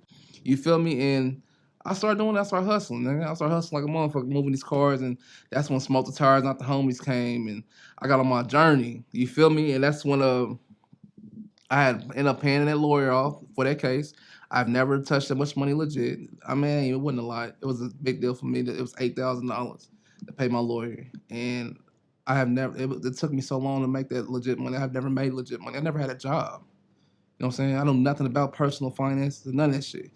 So to run up that bag and still maintain a household, not even a household, I had a little spot on 23rd and Popular, you know what I'm saying? It was heavy for me because I didn't learn this shit coming up. You feel me? Paying bills and all that shit. I didn't learn that shit and still trying to juggle this money to that money.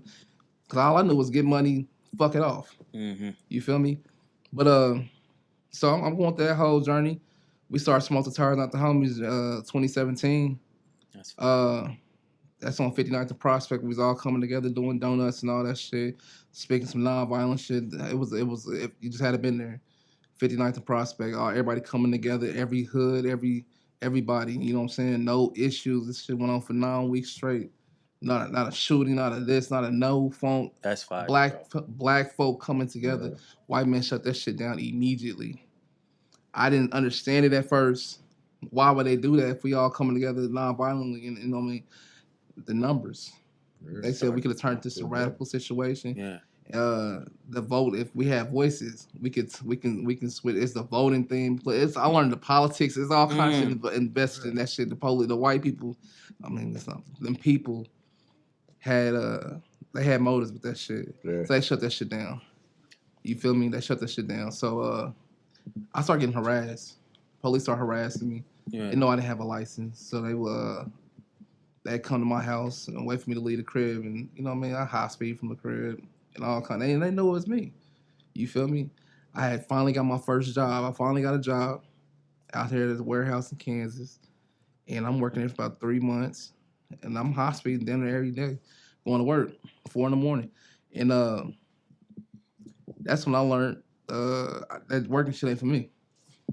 They want me to toss these boxes around, and it's always that one nigga that's ahead of all the other niggas that answer to some white man and all that shit. So that that nigga, the gun line, this nigga's tripping about these, all this shit, bro. And no offense to people who work. I mean, like I'm not knocking. Yeah, it's just want to make that clear. It's not for me. Yeah, and that's when I realized like I got too much potential. I got too much charisma. I got all that shit. Because, you know what I mean? Like you said, motherfuckers gravitate to me. They was gravitating to me at the job. Everybody. Him. I meet people, they like me. Mm-hmm. You feel me? I ain't no hate in my heart. You feel me? So, yeah, that ain't for me. My people, and he lived in Dallas. He's Malik Collins. He's a football player. He was, at the time, he's playing for the Dallas Cowboys. Mm-hmm. We was going back and forth. He's my brother's partner, my baby brother. And we going back and forth. He was like, I'm liking what you got going on. You know what I'm saying? The smoke stars not telling me it's a positive thing, whatever the case. He said, you come on down here, you be good. At that time, my baby brother was going to Tyler, he's in Tyler, Texas, going to college, Texas College. And I went down there, I got away from Kansas City, went down there, and I started fucking with Malik. And Malik, you know, he got money and all that shit, but he never gave me no money. That nigga put me in position. He put me in the way of how to get some money. That's giving you money, bruh. And to this day, yeah, you know what I'm saying? He showed me. He showed me, you know what I mean, a different lifestyle. He showed me young niggas getting money and legit money, and then how they was doing the businesses and credit, and you know, to see young niggas hopping out of Hellcats and Lambos and with these Ugg slippers on and all that shit. I'm like, yeah, I want this. You know what I'm saying? To see black people coming together, making more. It's a beautiful thing. You see a lot in the South. You don't really see it here. So I seen black folks coming together and making money down there. And I was down there I was in Texas about 2 or 3 years. I hit my journey, my spiritual journey, and I'm like, bruh, I started reading up on my books, the Malcolm X books. I started reading. I never read. I never even gave a fuck to read. I'm reading and all that shit, man. I started learning so much about myself, our history, and all that shit. And that right there, it let me know, like, bro, you can't pay me enough money to touch that dope and feed that shit to my own people again, bro. Yeah. You know what I'm saying? You can't pay me. I mean, I'm gonna keep it funky. I make music, but I don't even listen to rap music. I listen to soul music. I don't even listen to that shit. You know what I'm saying? Because I don't even want that shit to even fuck with me. You know what I'm saying? You understand me? So it's like, bro, all that poison we've been getting fed, and to even know that nigga, our history what fucked me up. I didn't know shit beyond slavery. I didn't know nothing about black folks beyond slavery. And I can ask them, you can walk up to a person and ask them, what do you know about black folks before slavery? We don't know shit, and the fact that is, and that hurts me. Yes, it makes me want to change some shit. So that's why, you know, a nigga move the way he move nowadays. That's why I be heavy on my music. It's more of a conscious music. If you listen to it, I'm really be on that shit. I try to mask it with this other shit to make these young niggas listen to it. You know what I'm saying? Candy. Real Sugar quick. and Yeah, oatmeal. yeah. You know Sugar what I'm and saying? I said something to you in your inbox about that. Yeah, You thought, yeah. I hear you, bro. You know what I'm saying? I hear it, but I understand the way you deliver it. That's gonna bring us to it. Yeah. And the beats is on in there. I want to get at you real quick though, Yeah. in a fun type of way. Type, Why you out here buying all these cars and stuff, and then start on stacking that money from mom's house, man? Okay, so the card, I don't really keep the cards. I'll be flipping them. I'll be faking these motherfuckers. You know what I'm saying? No, I'm talking about before when when I had a bag. When I had a bag. Yeah. I was for self. Yeah. I was for self. I was in the streets, bro. Yeah. I was in the streets. That street, you gotta hold that street all the way across the board. When you playing that, when you in that shit, you gotta be in that shit. You know what I'm saying? And I wasn't thinking about nobody else but me, bro. I should have been ran that bag and got our house, bro. And this was when, because this is when you had got back out, but you already had in your mind, damn, mom, I fucked mom's money up. Yes. Okay, so I had it there, but nigga coming home and I get it. Getting a taste of that shit, being that nigga. You know what I'm saying? These women, this money. The fans I'm living still that don't life, love me, bro. I'm living it. Hey, It's a drug, bro. It's a drug. I was two of the most. I didn't fuck with my brothers. And fame. You know what I'm saying? Mm-hmm. I should have been tapping with my brother. I wasn't even fucking with my brothers like that. I try to keep them away from this shit. We having shootouts. We shooting. We doing most of the shooting. We wasn't too many victims, nigga. But we own that. You know what I'm saying? I'm trying to keep them all away from that shit because I was really living that shit. You know what I'm saying? And after I realized and sat back and like, nigga, that was dumb as fuck, bro. I did some dumb shit, bro. You know what I'm saying? But I'm glad I've grown and got through that shit. I appreciate it, bro. I'm gonna come back to the shooting thing. Now we're gonna go back over here. Cause y'all feeding us, man. Y'all both feeding us. Yo dad. That's heavy. He kinda, cause he was already about that life or whatever. Yeah, straight up. So when you started getting really into it or whatever. You know, and it's crazy because a lot of people talk about it before they say it. You hear people say it, and they be like, "Mom's the biggest gangster I know."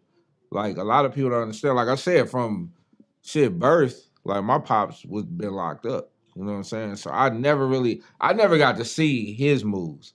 You know what I'm saying? It was everybody telling me. Like my daddy is like folklore. Like he a legend.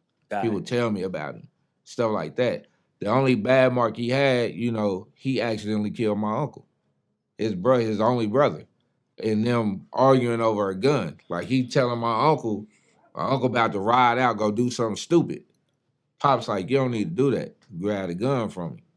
He snatched the gun back and go off, kill him. So Pops didn't kill him, but in his head, he like, damn. So he told the police, I did that. And took that time, went to jail for that. But of course, you know how they break it down. Like my grandmother resent my daddy forever. Yeah. You know what I'm saying? This her youngest, this her baby. You know what I'm saying? My auntie the oldest. So my Aunt Betty always held my daddy down. And my Aunt Betty, my daddy, and my uncle. You know what I'm saying? So it's like, I'm the only nephew. You feel me? Like my uncle didn't have no kids. My daddy did. So I'm the only nephew niece my auntie got. You feel me? On this side. Gotcha. So, like I said, and then because, with my auntie, she had her daughter, you know what I'm saying, to her two sons. Her youngest son is like my big brother because we always together, you know what I'm saying? So, it was like with that, you know what I'm saying, seeing Pops, hearing him and talking to him because, like, Pops got spiritual after that happened. He had that come to Jesus moment. So, when he did come home, like the last case he caught, he really ain't even do it. You know what I'm saying? They got him out the street. They called him a menace to society. He was terrorizing when he came home. Nobody wanted him home and all this. Because like I said, Muskogee is a small place. Mm-hmm. So it's like, I don't even know why Pops went back to Oklahoma. Like he a LA nigga for real. You feel me? So why I even went back to Oklahoma? And I think it really was to be closest to my grandmother. You know what I'm saying? So I felt him trying to mend that relationship with her. You know what I mean? And he never got there. You know what I'm saying? My grandmother ended up passing away about 15 years ago. You know what I'm saying? She passed away. And my pops cut me off, though. Like, when he went to prison, he talked to everybody else. He talked to my big cousin, like, I'll write him, he don't write back. Because he felt like he disappointed me. Because that was his chance. Like, when I went to live with him, That was his thing. I'm gonna raise my son, and you 15, but I'm gonna show you this, that. And then he went back to I prison. understand too now. And he like, that, you know, yeah, he I like, get it. dang. He told me like, I don't want you. Like, I sent my visitation forms, nothing. You know what I'm saying? And I'm like, damn. You know, so like, I have to call the prison and ask if they got the letters or the pictures that I said, because he got grandkids now. I'm like, did he get the letter? Like, y'all not give it to him? I go into JPay. He restricted from JPay. You know what I'm saying? All kind of just, you know, crazy. But it's like, in my head, it's still like, I tell my kids, Pops was still my daddy. Like, the whole time he been locked up. Like, I got birthday cards. I got Christmas money. Like I said, he told Big Cuz take care of me. So Big Cuz made sure I had whatever I needed. And it's like, I'm out here on 2 feet, so I'm gonna do that for my kids, period. You know what I'm saying? Like, I gotta be a father. And it's like, you know, like I tell people all the time, I work a job. Now I'm just the manager. I'm not really in the artistry side of it. But when I was just doing music, it's like people had to understand, like I tell promoters, I don't do shows on these days. And people like, why not? I'm a kid's birthday. Like, I gotta be there for my children. Like, this my kid. Even my job. Like, now I'm working a job. My job, these days I need off. These are my kids' birthdays. If something happens where I just can't, I just try, because we celebrate on the birthday. Yeah, it could be during the week. We could have a party the weekend, but that day, that's for them. Mm-hmm. Just like I tell anybody, it's your birthday, man. Hey, we gonna get you a cake or something. I feel like everybody should celebrate that day. That's yours. But it's like in living life. You get what I'm saying? Yes, sir. So, you know, but back to what you were saying, it's like what seeing Pops with that, you know, it's like I said, moms, you know, when I was growing up, the gatherings was always at my house. So like my uncles would be over there with my aunties, and I'm going, you know, they smoking the weed in the zigzags and they doing their little cocaine, they drinking. Like it took till I got older for me to understand what bumpy face was. I just knew that's what they say. They bumpy face and Tanqueray. It's Singer's gin in the bottle with the bumps on it. Yeah. So, you know, it was like seeing that, I'm like, dang. And like I said, my grandpa sold liquor, the bootleg spot. Mm-hmm. So if you ever was on 39th floor at the apartments, oh yeah, that's it. You feel me? That lady opened that door. That was my mama. You feel me? So it was like I saw mama work a job and hustle. You know what I'm saying? Like no matter what it was, my mama always had this thing of getting to money. You gotta figure it out. So it was like when she recovered from being shy, was able to move around, she tried to get back into working. But it was like, you know, she walked and that pain, that sciatic nerve damage is a beast. So it's like a lot of people just felt like, oh, you just don't want to. But then, like I said, I would be like, hey, I need to go get to this real quick. Mm-hmm. And that's what she was on. And so it was like when the dope stopped with me, it was, like I said, I quit. Like when I got into the music, it was like, all right, we doing this. Niggas from the hood. My OG, like, shit, I got faith in you do this music, bro. Let's do this music. Let's do this music. And it's so funny because it was like, I was the only one running from it. Like, I make music every day. Like, I bought my own beat machines. I was in my room, and it's like, oh, about to hit the block. But when I wasn't on the block, I was at the crib making music. Mm-hmm. Everybody think I'm just disappearing. I'm making music. So it was like, he hit me one day. It was like, man, are you still doing the music thing? Because, you know, I'm going out and showing, you know, I'll be like rapping every night, be on the block, freestyling with the homies, whatever. And then I started putting like tapes together. And was like, man, just tell me what y'all think about it. You know what I'm saying? But it was more so the beats. Like, I didn't really care about the rap part, but they liked that I could rap. Like, they be like, the shit you saying, bro? Like, so I ended up meeting Red and what's my homegirl name? From 7 Miles. Ended up meeting them in front of the liquor store. And you know, at the time, 7 Miles was the shit. Like, it was like, you hearing them like, dude, this it. Met them, and my partner was like, he rap for him. Not rap. I hate that shit. Red like, damn, man. He's like, yeah, you know, little homie, you know what I'm saying? And like I said, I'm a little nigga, so it's like, they really telling me, like, you too young, what you talking about, but they fuck with it. I'm like, well, I'll make beats. Like, what? You make beats? Like, yeah.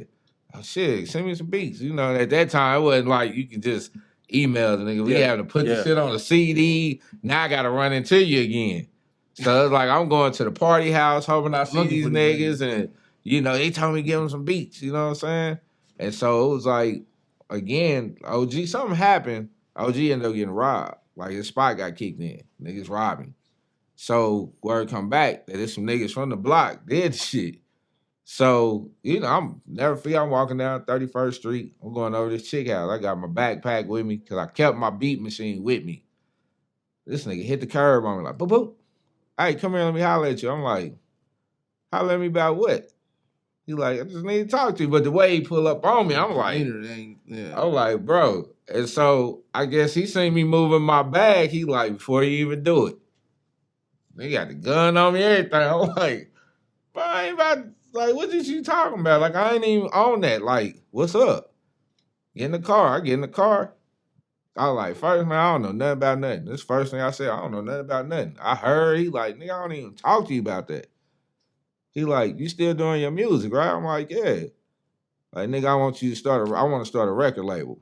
And I want you to be my artist. I'm like, what?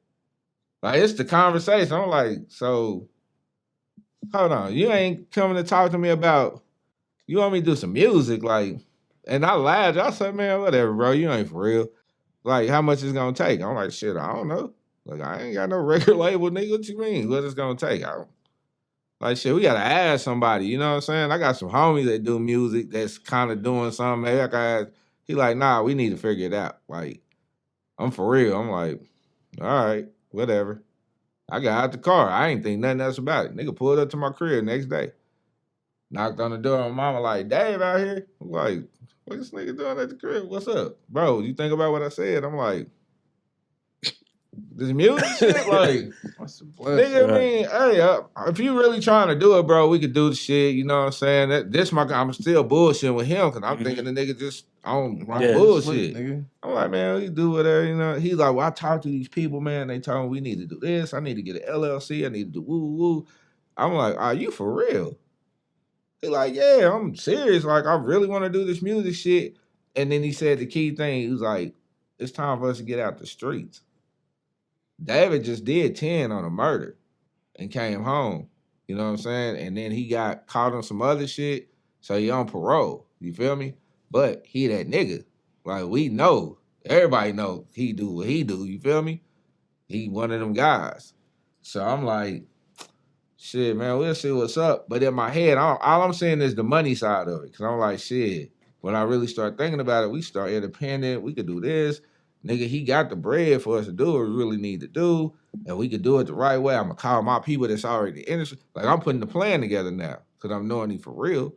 And it was like, call me one day. We went and bought some little beat equipment and shit. You know what I'm saying? Again, I'm still at the crib doing the shit. He like, man, I really think that we should put a plan together and buy a studio. I'm like, yeah, we could do that. But at this time, I'm trying to get out the block. So I ended up getting a spot out on 81st and Truth. So I move, I get this spot, and I'm like in there like 2 months. You know what I'm saying? I'm just crib, you feel me? Got my son, you know what I'm saying? He had just been born. We out here just doing whatever. So it was like, nigga came over one day, like just had the homies come over one day. Niggas is over there, we talking. And this nigga is looking in my living room like, we can put a studio in here, can't we? I'm like, shit, we can. Like, you know, again, I'm like, shit, if you want to. Because he do carpentry and shit. So he like, we could build this wall, we could do this and do that. We never built walls. Because we found out we didn't need all that. Like, I ended up having a homeboy work at the time, it was Big Dudes, music, you know what I'm saying, and Quigley's. So he was a producer. He like, oh, you don't need that. You know, nerdy mother know everything. He like, all you really need is this, you need this, ooh. I'm like, cool. So I tell Dave, I take him to meet the dude. He tell him everything we need. He like, well, where we need to go buy it? He like, oh, we only have this much stuff here. He like, but there's a place called Mars Music in Olathe. He take us out there. Man, when I say I watched this nigga cash out $70,000 cash to buy, they shut the store down for like, put people out, everybody working there counting money. And they like, what'd he do? At the time, they on the car wash, the beat shop. He had some other little shit he did, real estate. And they like, oh, you know, they came to the crib, hooked the shit up for me, everything. Mm-hmm. So now we got studio, we can record.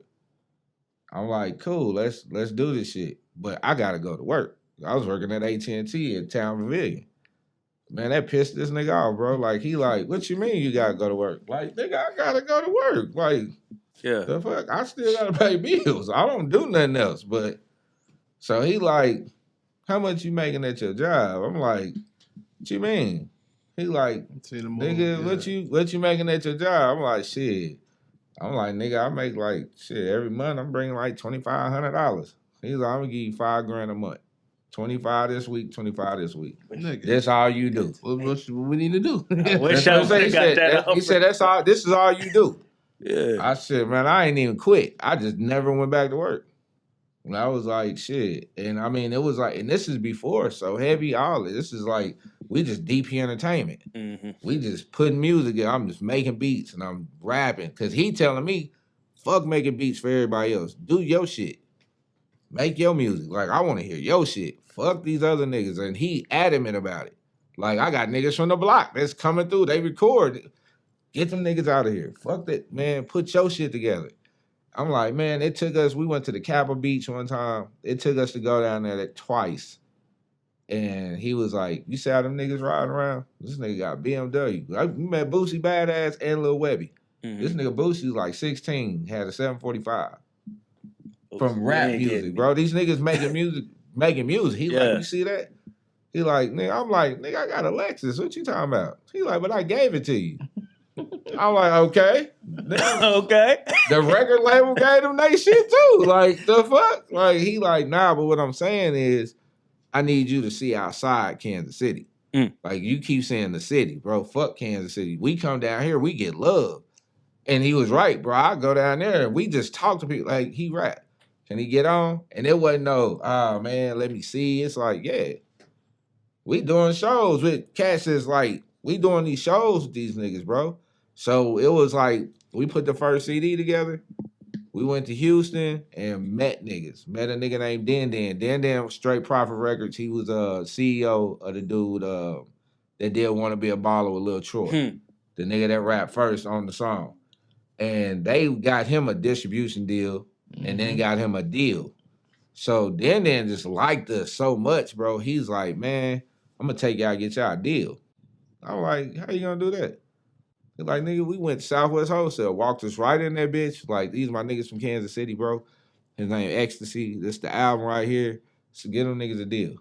Niggas gave us a distribution deal. Had never heard my music. One time.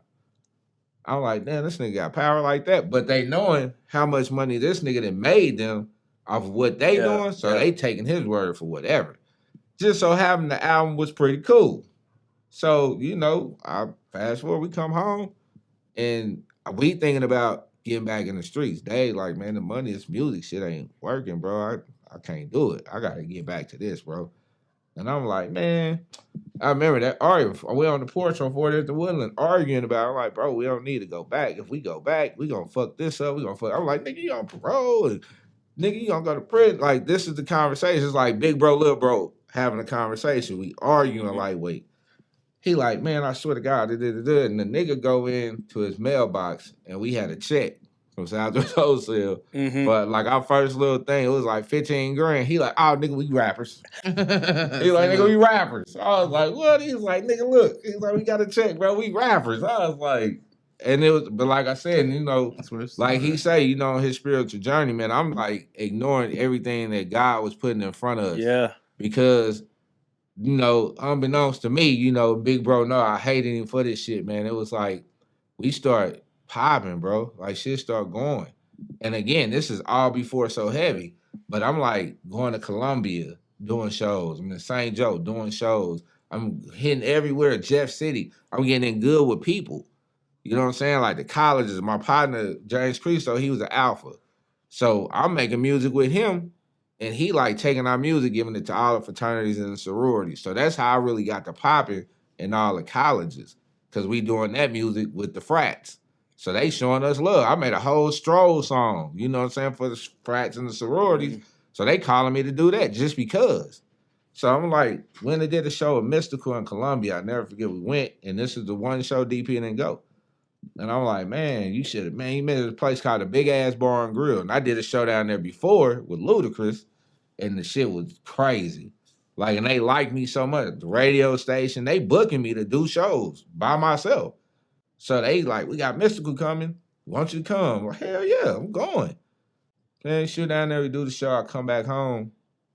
And nigga DP tell me like, man, tomorrow we going to change everything over in your name. Like the whole DP Entertainment shit, man, because the way he told me, it's eerie shit. He was like, he thought somebody was going to kill him. And I'm like, man, like, why you think like that? He's like, man, I done got into it with this nigga and blah, blah, blah, blah, man, it might go down. And I'm like, all right, cool. Like, that's cool. You know what I'm saying? We shoot our shit, I leave. I go to the crib. About 3 o'clock in the morning, this nigga big brother called me from the pen in Columbia. He like, yo, they picked up Dave. I'm like, what you talking about?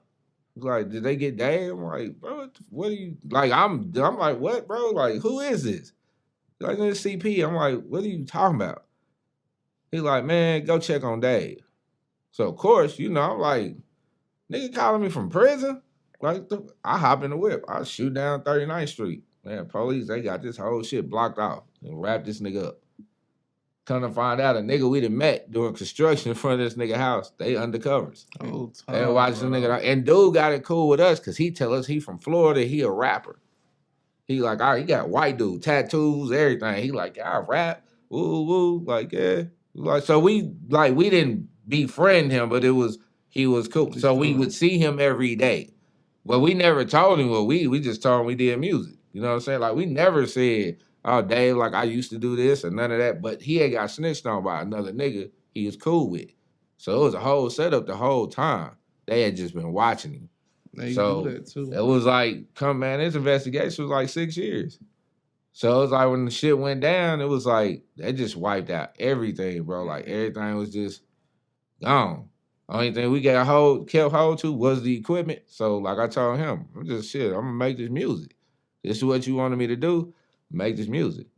My dumb ass still trying to hustle. I mean, it's a gift and a curse because So Heavy came from me on a trip, on the road, coming back. And I'm sitting here thinking the shit in my head because I'm trying not to fall asleep while my partner driving. Because this nigga swerving and shit. We coming back from Oklahoma.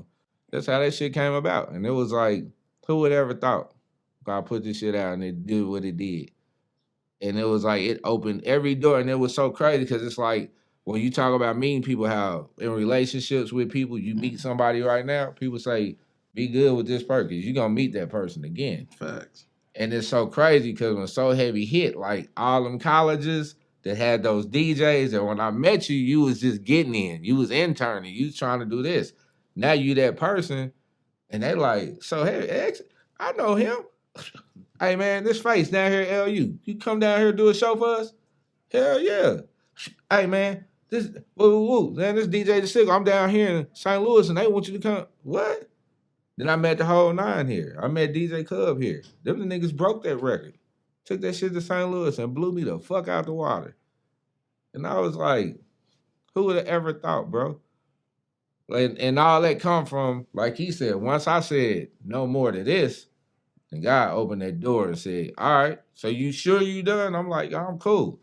Man, I done had opportunities like God, in my face, like trucks. And I'm like, bro, you know what I could do with this? And I'm like, nah, man, I'm cool. Can't pay like me, I can't. I want to, and I know I can, but it's like, and it was like, oh, so how much you gonna? Well, you ain't gonna make that, but I can get you this because you gonna come down here and do this show. And it was like St. Louis, man. Shout out to Mr. Galloway that on the spotlight. Man, this dude was booking me like every other week. I'm getting $2,500, $3,500 a show before I blew up. Damn near residence. Every time. You feel me? You feel me? Nelly was the hot nigga. You feel me? Oh, yeah. These niggas is him, Chingy. They doing their thing. Jaquan. And I mean all of them, and they doing me like this. What's up, bro? They know you. What's up, bro? Come on, bro. You one of them. I'm like, damn, I don't get that love at home. Facts. Like, I'm like, don't get me wrong. Like, I see Rich, that's my nigga. Yeah. Tech, that's big bro. Yeah. But they wasn't calling me talking about, I got a show, come do this show. Cause they trying to do them. They trying to get on for real. Mm-hmm. I'm calling these niggas, like, I'm calling the power, like, hey bro, St. Louis, fuck with us, come down here. Ah, man, I don't know. Nigga, your brother down here right now sitting next to me. We at Nelly party. Why you ain't here? Man, I'm like, Fresh, why you ain't telling your brother come down here? They fucking with the town. Everybody really watching me. Like, we'll see what you do. And if it pop for you, then maybe. Oh, yeah. I'm like, bro, it's popping for me. That's what I'm telling you. Mm-hmm. It's popping. Come on. But I mean, like I said, I can't do nothing but thank the Lord for my blessing and letting it happen. Thank you, God. But that's the whole thing. Like I said, those relationships, man. So it's like when you say it, it's like seeing Pops do what he did just molded me to say, you know what? I don't want to live like that. I don't want to have to watch my back no more. You know what I'm saying? Like I say, I'll be thinking about like, do I have enemies? Like, I don't even be knowing, like, do I? Because it's like, I'm cool with everybody. Like, trying to be, but this niggas right. got it in their heart. Yeah. I don't know. Yeah. And I'll be like another conversation we had like that. Like, damn, man, how many people don't? Because every time when I'm with him, people I see know him as, what's up, boy? I just had an incident. Was that yesterday I called you? Mm-hmm. Yesterday, I'm in the shoe store. Some chick seen us at the show we did at prom. Was like, you was with Fat Mike. Woo, that man, he hard. And the dude with her got mad, like, you a groupie. You doing this. She was like, nigga, this is ecstasy. You don't know what this is. And he fanned out like, oh, Mr. So Heavy. I'm like, damn, nigga, you was just hating on my nigga because your girl said something about him in his music. Now you like, oh, it's different. Then you turn to. You get what I'm saying? I'm like, come on, bro. Like, but like I said, it's like, but it be stuff like that made me laugh because you really be knowing, nigga, you hating and you really a fan. Really a fan. You know what I'm saying? There's nothing wrong with showing love, black man. Like, then that's it. If you don't like that, she talking to me, whatever. Let that be. Yeah. We can deal with that later. But she ain't do nothing disrespectful to you, bro. And she asked me about another person. Like, she ain't asked about me. She said, oh, you know, the homie. Man, y'all did y'all thing. Woo woo. And she's telling me, giving him props, like his music, and dude, y'all keep going. And dude, like, damn, nigga, you a groupie. Yeah. I'm like, damn. Like, that's crazy. Like, she really know this man. Like, she ain't being a groupie. She giving them props. Like that's crazy. But yeah, so you know, man. But yeah, man, life is life. You know what I'm saying? So them upbringings, man, I wouldn't change none of it. I ain't gonna lie. I wouldn't change none of it. Of course, it's character building. That's perfect. That's the perfect way to explain it. Enemies. Duran was telling me a story. Like, he got him. So I don't know what he gets. He know him. The one where y'all was in the car or whatever on Gillum, going down Gillum and stuff like that. I heard it from his end. You hear it now. Oh yeah. I'd like to hear from you. Bro, I truly don't know who it was. I ain't gonna lie. In high school, you know what I'm saying? I had a 2-door Chevy, clean, slap, all that shit. You know, niggas really didn't have that shit. You feel me? I kind of leveled up and, you know what I mean, doing my thing. Leaving school. I was leaving school, coming down, I went to Westport. Behind Westport, what's the first street? That's got to be 40th. Yeah. 40th. Yeah. I'm coming down, leaving Westport, boom, 40th, going up that side street, passing Gillum Park and shit. I see a box Chevy behind. I'm thinking niggas just, you know, we back in traffic. He just see me in traffic. He swerving with me. I swerve over. This nigga swerve on the side of me and empty that motherfucking clip. That's back before the Dracos shit. That's like an SKS or some shit. Yeah. And they got off. That nigga was getting off. You know what I'm saying? I had 10 on the window, so the window just collapsed. But that motherfucker's coming too. They just coming through there. This little mark right here on my forehead is still here. That whatever I got hit right here with some shit that they ain't left. You feel me? Blessed. Go ahead. Shout out to All Cuz Barbershop. Independence Mall. My nigga Mike. Yeah. But the nigga, all that shit, nigga got off like a motherfucker. The girl in the back seat was the homie's sister. I was taking her home. She got hit. She had like a first down on her son. That shit was just squirting out that motherfucker, bro. You know what I'm saying? And I was so fucked up in the moment that I drove way after research and Truman was right there. You know what I'm saying? But anyway, you know what I'm saying? She got shot. They tried to kill me, cuz. And I truly don't know who that was to this day. You know what I mean? all the shit that any kind of funk situation with me and somebody shooting at me, it's always been snuck. Ain't nobody ever said, Mike, I got a problem with you. And I feel like even back then, nigga, if you had a problem with Mike, you had a problem with yourself because Mike was there. I don't have no hate in my heart towards nobody. You feel me? So I feel like niggas just got a problem. It's a animosity thing between him and God because bruh, I had no reason to be mad at Mike. You know what I'm saying? But that was crazy. I was 17. That's like a couple weeks before I called my case.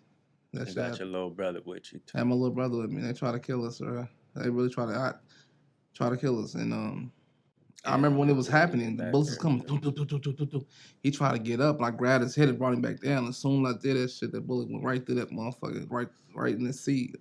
You know what I'm saying? I ain't never told him. I seen that motherfucker hit that motherfucker. It was a pillow seats. You know, Chevys had them pillow seats. That shit exploded like that. I think that's the bullet that hit her though. To be honest, you know what I mean? They was coming. Them niggas try to fuck me up, bro. You know what I'm saying? And I still to this day don't know who the fuck that was. You know what I'm saying? Mm-hmm. And my brother, he holds on to. I downplay the street shit.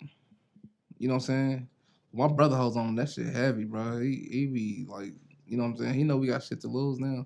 We got kids and all that shit. But shout out to Ron because he showed interrogated the fuck out of me. He will. Meeting me, he was like, so I know this, but what's up, my bro? What we doing? I like shit. Hey. He's real. I mean, I appreciate that though. You know what I'm saying? And I downplay it because I'm out here. You know what I'm saying? I'm living. Who's that nigga? What y'all about to go do? What's going on? And you look like him when you just did that too. That's him all day. That's my nigga, and I appreciate that much. He keeps me on my shit. You know what I'm saying? And for a long time, I never listened to him because it's my little brother. Yeah. But now since I've been grown, matured, and I listen. I watch every sign and symbol. You know what I'm saying? It's for the conscious mind, so I peep everything now. You know what I'm saying? I don't let shit get past me. You know what I'm saying? Even if we had a conversation, I might have peeped how your arm twitched the wrong way when I said something. I dwell on it all day. Like, I wonder what that nigga was saying. You know what I'm saying? Uh-huh. That type of shit. But, you know what I'm saying? But that comes with the journey, bro. That comes with it. And, you know what I mean? Slowing down and appreciating life and appreciating everything around you. And once I slowed down, I realized this money don't mean shit. This shit's based on relationships. It's based on your time. It's based on your family. It ain't about the money. I work for myself. I got the time to do what the fuck I want to do. You know what I'm saying? And everything I touch is blessed because I'm blessed. And I don't move with no, you know what I'm saying? You gotta be, no malice, you know what I'm saying? At all. Yeah. So when I spoke this shit into motherfucking existence, I told her, come on now, I was in the chorus. And the song's so heavy back in the day, nigga. You know, I used to in my head like I can't wait to grow up and slap that song and be a traffic and you feel me? To where I'm doing the music shit. I'm doing the music shit and all my songs is like a nostalgic type flow. So I like to take a lot of sample shit. So I'm telling my producer like, bruh, I need that song. It's like a year ago. I need to get that song, but I need it from him. I don't want to just take the beat and go crazy. I need it from him. And of course he didn't move on it. He didn't move on to the producer there. I know the nigga, I can link it up and make it happen. He never did it. You know what I'm saying? But the moment came, it was heavy on me. I'm like, I gotta get that song. I reached out to somebody else and he had lined me up with him. And I was performing. After my performance, I said, man, somebody tell Xta-C right now I need to holler at him. And I'm saying this on the mic. You know what I'm saying? I'm saying it. I didn't know he was there yet. You know what I'm saying? I was standing right there watching him the whole time. Did you know he was supposed to be there? He's supposed to be there. Oh, okay. I knew he's supposed to be there. That's crazy. I knew he was supposed to be there, but I didn't know what he looked like. Okay. Because I never knew see what I'm saying? Like till now. So, you know what I'm saying? So I'm like, somebody tell X right now, I'm trying to go ahead and get busy. We're trying to make this shit shake. You feel me? And we lined up and it's been nothing but love ever since. It's been genuine love. You feel me? Big bro, they line me up and tell me if I'm wrong. He lace me and say, yeah, you need to probably be doing this and move like that. And it's been nothing but love. So to have genuine people in your corner while you doing some shit you ain't really don't know what you're doing, it's a beautiful thing. You feel me? It's a beautiful thing. So I'm rocking with it, man.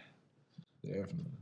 But like I said, with relationships though, that's one thing. If I can tell anybody trying to do their thing or doing anything, keep your name good and develop relationships. My money's not good in different parts of this whole United States, the world down there. I can go to Texas right now, and I don't need a dollar. I don't need a car. I don't need nothing. I pull up. I got smoke. I got a woman. I got whatever I need. They don't take my money. You know what I'm saying? Because the relationship. Hard. You gotta keep them relationships solid, man. It ain't about the money, bro. You know what I'm saying? Yeah. It ain't about the money. Keep your name good. Keep good faith, good standing with people. You know what I'm saying? Especially as black folk, we gotta do that, bro. You know what I'm saying? I ain't gonna keep y'all too much longer. But all right, cause I know y'all probably busy men. Is that your son right there? Yeah, it is. Yeah, Mr. Savion Jamel Oliver. He left us last year, January 24th. Overdose. Fentanyl. So and not on no like he just did that. Like he thought he had COVID from the story I got. Thought he had COVID. Niggas is ignorant, bro. Like my son, like from 5 to 19, you know what I'm saying, lived with me, raised him. But he just kept, every time he go chill with his mama, like he had his own little set of friends, that he just felt like he had to try to be a street nigga, you feel me? And it got him jail time. Like he got into some shit that he wasn't supposed to be into, turned into like an armed robbery type situation. Really it's about a cell phone. Little dudes wanted to buy a cell phone from his partner. His partner tried to finesse him with the phone. He ended up giving him the phone. They dude like, the phone don't work. Nah, we don't want this. Give him my money back. So he give him back the money, but it's $200 is fake. So they noticed that. So they, get on dude. Like, nah. So he like, fuck, I'm strong on it. I'm taking them. Woo, hopped in the little nigga's car. Like, they done beat the little dudes up. So my son see the niggas fighting. Of course, he with his partner. So he thinking, I gotta go help my homeboy fight these dudes. Get into the fight with the dude, end up pistol whipping little dude. Come to find out, little dude ain't but 15, so he a minor. So he just pistol whipped the minor. Now y'all done hopped in their car, jumped in the car, they crash out at the KFC on 63rd. Dude get out the whip. My son, he down there break his arm, he can't get out.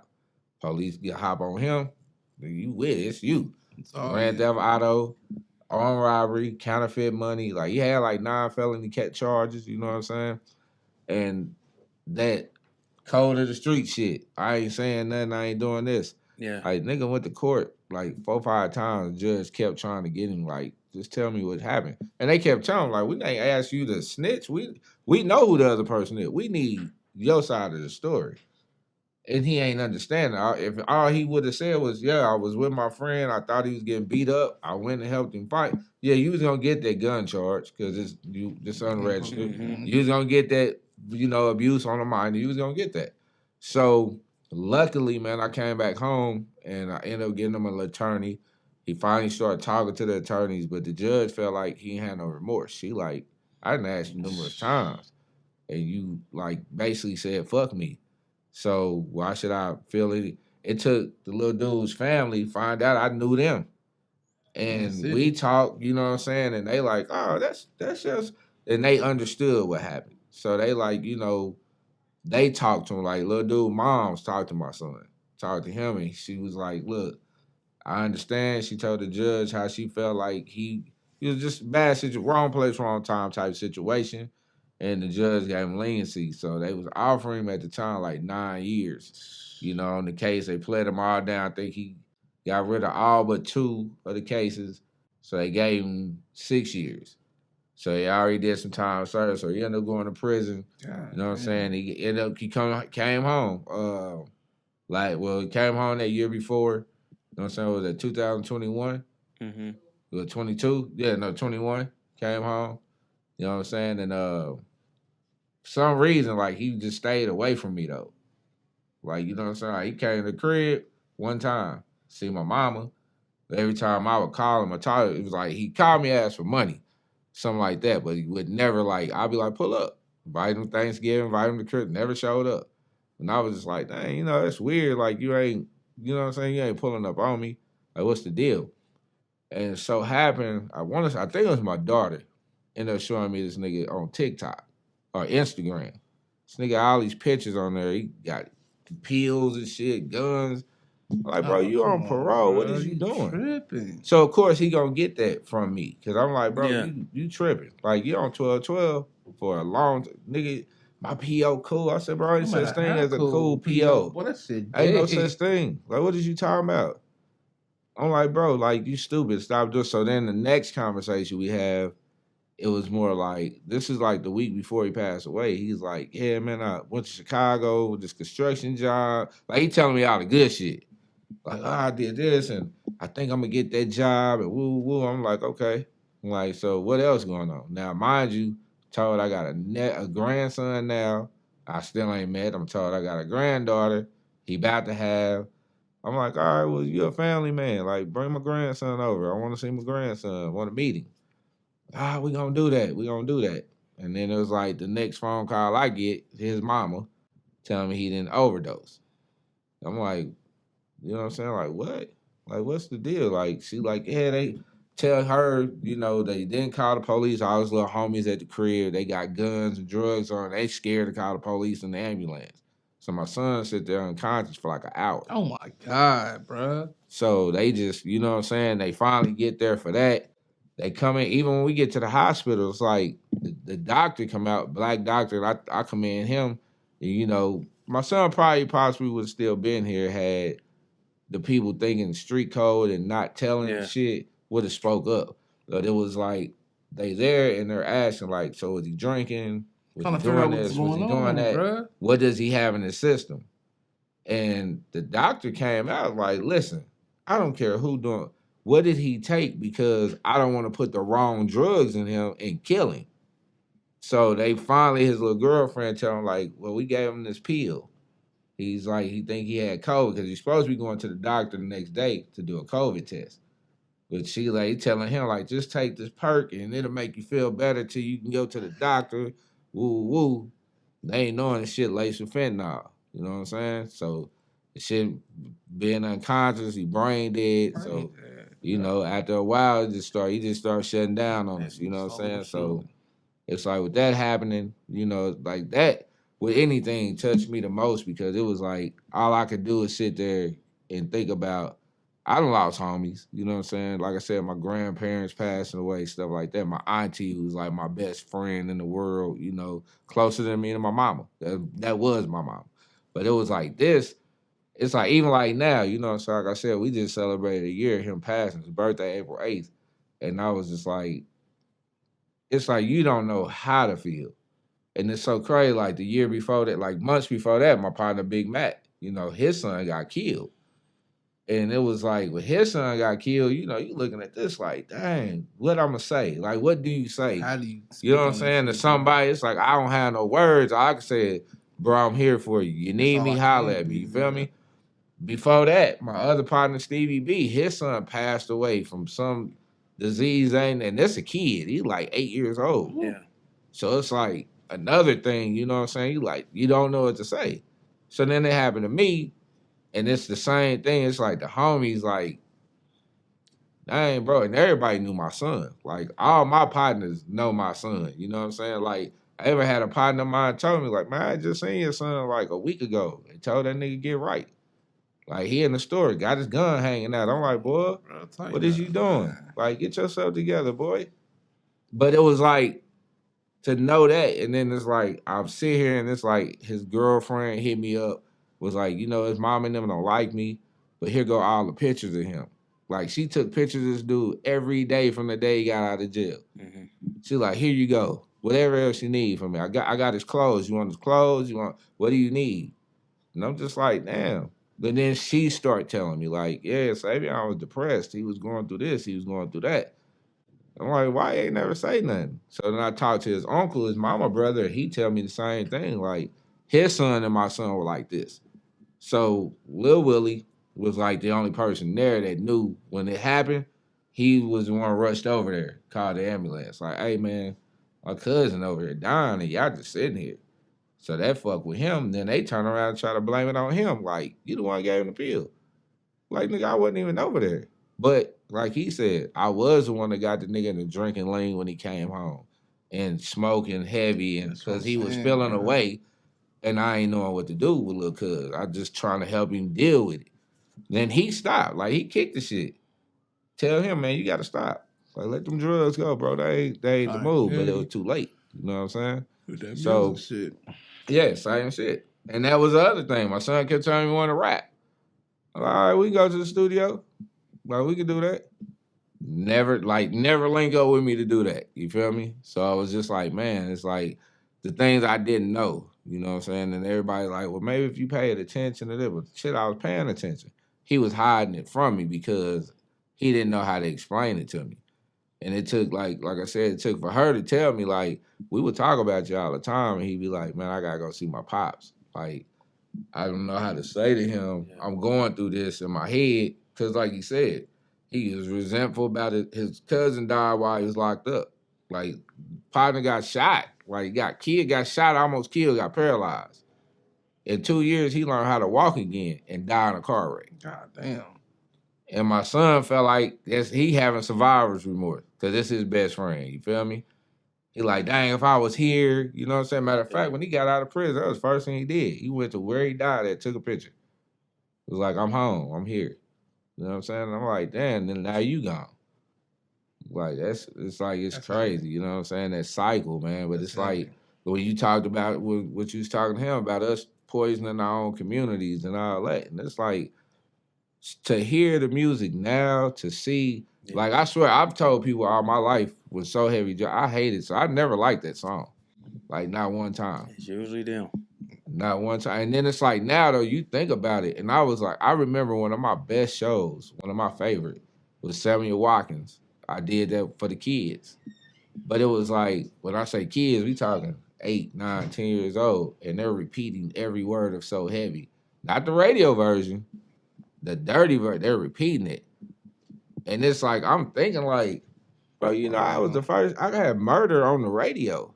Like I said it. I ain't never went for acting. Get broke, go right back to jacking. Body bag and toe tag. And that's on the radio. That's all they're hearing.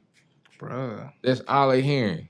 And I'm like, I don't like that. Like, I didn't like it. Like, man, why? Why?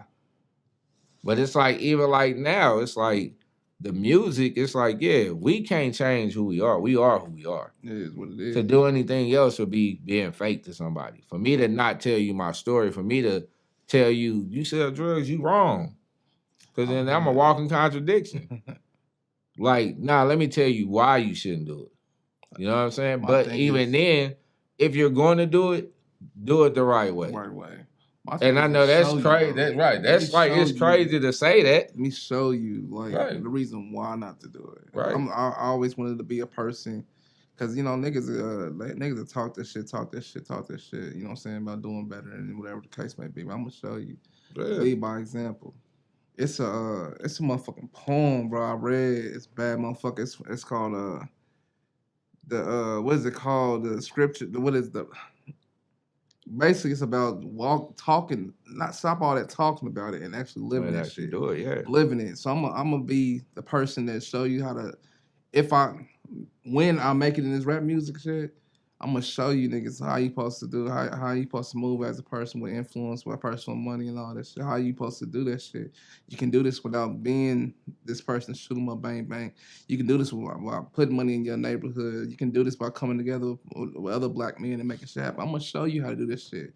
I'm showing niggas is a way after drugs. You can still live comfortably, you know what I'm saying, without hustling, bro. This is nice. nice. You know what I'm saying? I work every motherfucking day, and I don't work for them people. Hustle like a motherfucker. I don't work for them people. Yeah. And that's major for me. I seen my mama slave and all that shit, and she don't got shit to show for that shit.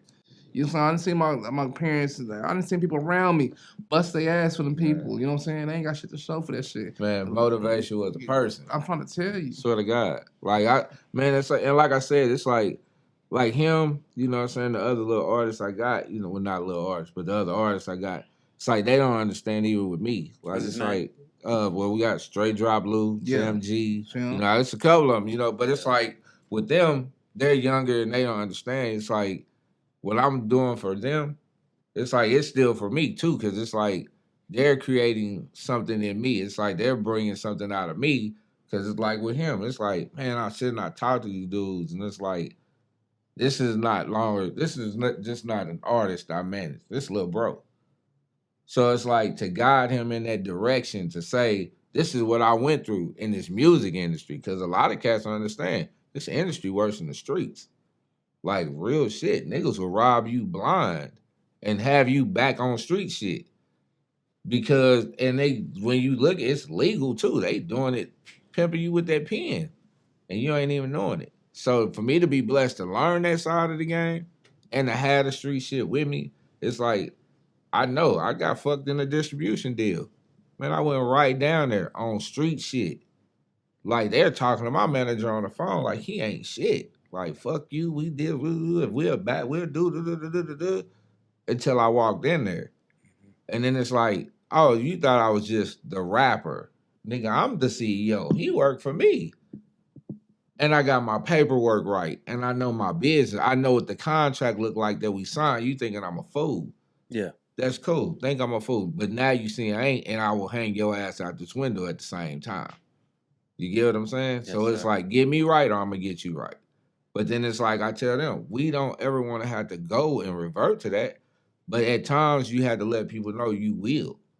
And it's like this industry, like I said, and they'll do it in the slickest ways.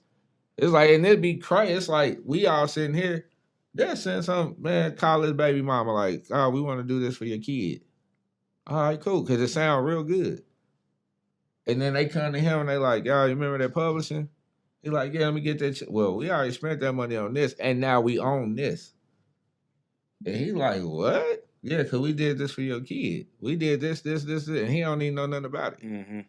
Management. You know what I'm saying? That's why, like I say, when I tell cats, like, I don't do no contracts. I have shit called RNC, real nigga clause. You don't like what's going on with us, bro? We can walk away from it. That's fire. Because at the end of the day, what I tell them is, when a label come, yeah, they're only going to talk to me. Well, what they ain't understanding is every word you say to me, I'm repeating right back to him. This is what they said, well, because it's your decision. I'm not signing nothing for you until you tell me, okay. You give me that green light, cool. This is what we're going to do? All right, bet. It's a longer journey, but it's a longer journey because we're reading through everything. We not skimming nothing. We reading it. Let me know. You want to own his name? No, we can't do that. Publishing, we need this much. What's the split on the distributor? We need this. We need that. Oh, he do his own merch already. We just need manufacturing. They hate that we come at them like that because the independence resurgence is coming back. Everybody started getting 360 once TikTok and Instagram started taking over music. So it's like with that happening, like he said, when he came and I'm telling them like, man, I'm sitting here listening to the artist and I'm like, he cool, she cool, that person good. Why this person ain't doing that? And then it's a conversation because it's like, big bro, I want you to fuck with me. And I'm like, all right, well, you need to do X, Y, and Z. Like, they hate when I say I'm not looking for no artist. Because they want me to do the same thing for them that I'm doing for them. And I'm like, it's different. I can still help you out. It's just, I can't do what I'm doing for them. I can't give you that energy.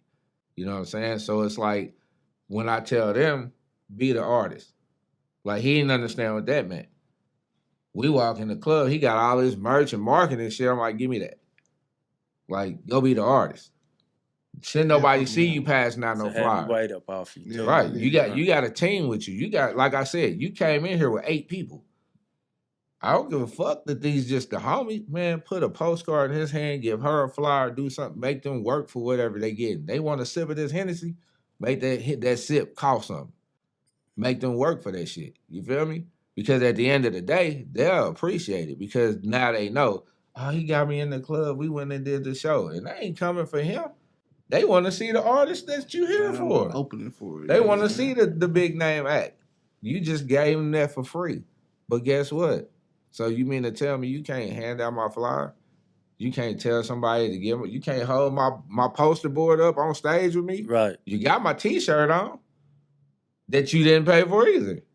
You get what I'm saying? Mm-hmm. So it's like, I tell them, let's make it work for us. And then like I tell them, I'm not trying to get rich off of them. At the end, like you heard me say, these going to be the first artists to get me rich without having to get me rich. Because he going to make his money. And I know when he get paid, he'll put me in position to do what I need to do. Mm-hmm. Just like the positions when I'm sending this music out to these labels and they seeing it, They like, oh, well, damn, well, you do A&R, huh? Yeah. Well, we got an A&R position, but it's this, and that. So like I tell them, all right, cool. But if I sign that position with you over here at Atlantic or Universal, whatever, I got artists I need to bring with me. And they commend that. They like, damn, well, you ain't gonna just leave them hanging? Nah, what? Man, look, this is what you want right now is right. I already got it. Like, let's get that. Bring it on in here with me. We're a team. And they understand and they like, all right, we gotta rethink some things. No, you ain't gotta rethink it. Just rewrite the check. Rewrite the check and we good. You feel me? Yes, sir. And that's all it's about, man. But like I say, it's like the genuine shit. Like, niggas ain't gonna agree with everything. We can't. We're different people. Mm-hmm. You know what I'm saying? If we agree with everything, something already wrong. Something already wrong. And like I tell them, I just disagree in another way. The champ, well, last week, wasn't it? At the show. Man, I want to do this song. I said, no, you're not. We screaming across the club. I'm about to do that song. No, you're not. All right, OG. I got you. But it's like that. It's like, man, and like I said, I am big bro, so it's like, even personally, like I'm showing them too. You can have a personal relationship and a business relationship. We already had distinguished the two. You know what I'm saying? So it's like, I caught, what you doing, bro? Oh, man, I'm about to go grab something to eat. All right, cool. Like, shit, well, I'm going to hit you when I get over here and do X, Y, and Z. Then when this shit that's business is like, all right, this is on the count. I know I got to do this. Mm-hmm. You know what I'm saying? And then I hope, like, he understands it. Lou and them don't really understand. They don't have no kids. You feel me? A lot of them just live their lives, do what they do. When you got shit to do, like I said, I have to work. You know what I'm saying? I do this. I'm a father. You know what I'm saying? So I have personal life outside of that. Being a father is that's my best job. You feel me? Because that's first. That's coming before anything. The music, like my job, people at my job, you're like, dang, why are you here? You should be doing that. Like, shit, because I got a kid. I have children. I have responsibilities. And until this kick into where I can push that, I got to be here. But then it's like, at the job, I'm having business meetings at work. Like, sure. Like I'm popping in the back, like, hey, man, I got to go take this car real quick. Yeah. And, you know, they're like, all right, cool. You know, but it's like, same thing. You know what I'm saying? And you trying to juggle real life, because real life does happen. You got to try to make so many different people happy in your life. So, like, you was just asking about enemies. Like I said, I don't know if I have. If I do, I don't know. Yeah. You know what I'm saying? The only enemy I did have, we reconsidered. We got back tight. And shit was good because we was homies before. You know what I'm saying? We was partners before it. And we fell out and brought shit back. You know what I'm saying? But it's like I be telling these cats all this funk rap and beefing with each other, man. It's like that shit is dead, man. Like, y'all, it's too much money out here. I can't be angry at getting money. I cannot. Like, how I'm mad. So he went and got $1 million and I do the same thing. But instead of me going to get $1 million or asking him how to help me at least get $250,000, I'm gonna just be mad at him. Mm-hmm. Now I can't get no money. It makes no sense. I can't get no money, and that's another thing cats don't understand about this industry. You could beef with the wrong person, the industry will shut you. They will blackball you quick. Let us be putting a bag behind somebody and you coming at them. Relationships, man. It's like, oh, they thinking this publicity. Nah, we about to shut you down. And when it happens, you can't go nowhere. Like, you be thinking, I'm going to go to the Latino station. No, you not. They know, too. I'm going to deal with the white folks. No, you, because they knew first. They knew before the urban stations knew. Nah. Yeah. Cool. We good. Well, we'll take your little demo. We'll hear your little song. And they talk to you just like that. Oh, you beefing with Fatty the driver? You're not beefing with the next guy that won a Grammy. You beefing with him? Oh, no, we got too much money invested in that. Yeah. So, yeah, we'll holler at you another time.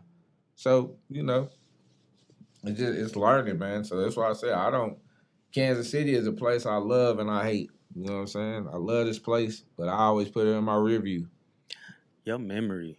A1. Yeah. How he is able to go back and then, go on his large, explanation and come back to the point of what I asked. That's cold. They could be knowing dates and shit. I was raised on 40th and Flora from kindergarten to like 10th grade, not 10th grade. What's the 5th grade? 5th grade. I always tell this story of when I was 6 years old. You know, when it was Selaski's. Yeah. You remember when it was Selaski? I know when it was that's when your grandparents can send, or anybody can send you to the store at 6 and go get the cigarettes. Get the cigarettes, get the beer. If you was cool, you get the beer. Yeah. Everything. Man, I go up there, give my grandma some cigarettes. All the bloods is hanging out. And it's funny, I get to sit in front of you now. Yeah. Because I want to, like, you took my grandma's cigarettes from me. Straight up. Yeah, but she had me go get them, and one of the dudes was like, "Hey, little man, let me get one cigarettes." I was like, oh, "My grandma gonna whoop my ass," but it's like 50 of them right here. Give it to him. He was like, "All right." I was like, "All right, I'm gone." But we was cool. I don't remember her name. The lady she had the wavy hair, older lady. Miss Lily. My grandma called right up there. Send him back up here. Yeah, Miss Lily was, It was just funny to sit in front of you now. You was probably one of the ones out there, but you probably, I ain't saying you did it, but you was probably. On behalf of everybody from the neighborhood, we apologize. Nah, just for real. I always remembered that story when I was I always made a joke about it, like, yeah, bro, I ain't play with them. I gave them cigarettes. Then the little older me probably would have been ignorant, but the young, bro. Ain't nothing I can do with y'all. All you yeah, they just cigarettes. Word. My grandma wasn't having it though, but I want to give y'all some flowers real quick because one thing I did peep while y'all was talking, it made me really feel like it's genuine and real love. I came in here to sit down with you. Yeah. I didn't know he was coming, which is dope. Man, I appreciate it. I didn't know he was coming. When he got to talking, you wasn't like, nigga, this is my shit. Yeah, you taking over. When he was talking, you respectfully just it's like y'all respect each other. Man, and then the ad you got some of the funniest ad libs faces, bro. Just looking at your face, but so I just want to give y'all. It don't seem like, and then that not contract thing just really solidified it for me though. But like it do just, I look at little stuff that ain't got nothing to do with nothing, but got a lot of stuff to do with something to me. Yeah. And the fact y'all wasn't cutting each other off the whole time. You said you was nervous. I didn't see it. Oh no, yeah, I was. Before we started, not really. It wasn't in there. But so I do want to give y'all flowers for that. I thought that was dope that y'all were able to just let each other shine and stuff. And I did get a bonus with coming in. Somebody too. That's the bonus. And then like I said, you could have been like, nigga, this is my time. This is my, and you could have, nigga, I'm Xta-C. What do you mean? Hey, but you not that. Hey, he called. Bro, I left church. I called him and said, bro, you said noon. What's good? He was like, yeah, come on, pull up. So I'm like, all right, we shoot over here. But I came for the support. Yeah. Like I'm just here. Yeah. You know what I'm saying? When you asked, that's why I said it's up to him. And that's before I even knew who you was. Yeah. I was like, man, if you here, we right. Yeah, and I'm like, it's up to him, bro. You know, so but I mean, like I said, that just also show you, man, it's like when you go to the table, bro, like I tell everybody, I'm not trying to get the pie. I don't want the pie unless I can share it. Because I can't eat it by myself. You feel me? Mm-hmm. I don't care. Just bring a paper plate, a fork, or something. You know what I'm saying? Just bring something to it so we can eat. I want to say this though. See, a lot of shit. I've been telling him a lot of shit because he don't do nothing. Like nobody knows what he look like and shit. I'll be trying to get him in front of this camera like as much as possible. I got some other shit I want to do at my barbershop too, and then here in a minute, but. His story needs to be told. His story needs to be told. This is Kansas City history. I was blessed with that. So it's like I'll be trying as much as if I possibly can. When they put that camera in my face, I'll be trying to let it get to him too, because the motherfuckers need to know what the fuck happened. You know what I mean? What's going on? Yeah. What he got going on now? So you know what I'm saying. So I always, every chance I get, throw that out there. I be taking pictures and shit. He don't take pictures, none of that shit. I'm like, nah, take this picture of us. You know what I'm saying? Never seen what he looked like. That's so crazy. But shit, that just shows that it tell that's street life. You know, like I said, when we was in it, we was in it. So it's like Instagram and that shit. We trying to be rappers, but we doing this. So it's like, cause we knew what Rico was back then. Yeah. We like, oh man, cause like I said, a lot of people when I was rapping, like I tell people don't know, a lot of songs I put out, I had to change. Like I get phone, like you can't say that. Like why not, man? Cause like I said, I'm a storyteller for real. Like I'll tell you a story, and it's like, but it's gonna be real shit. Yeah. Like I might change them, but you know, if you was there, like you said, if I tell a story about, this little dude brought some cigarettes at the store, you like, nigga, oh, for real? You know it. You know what I'm saying? Yeah. So it's like they used to tell me like, it's cool, but you gotta change that. You gotta do this. You gotta do that. So when I got to really get money.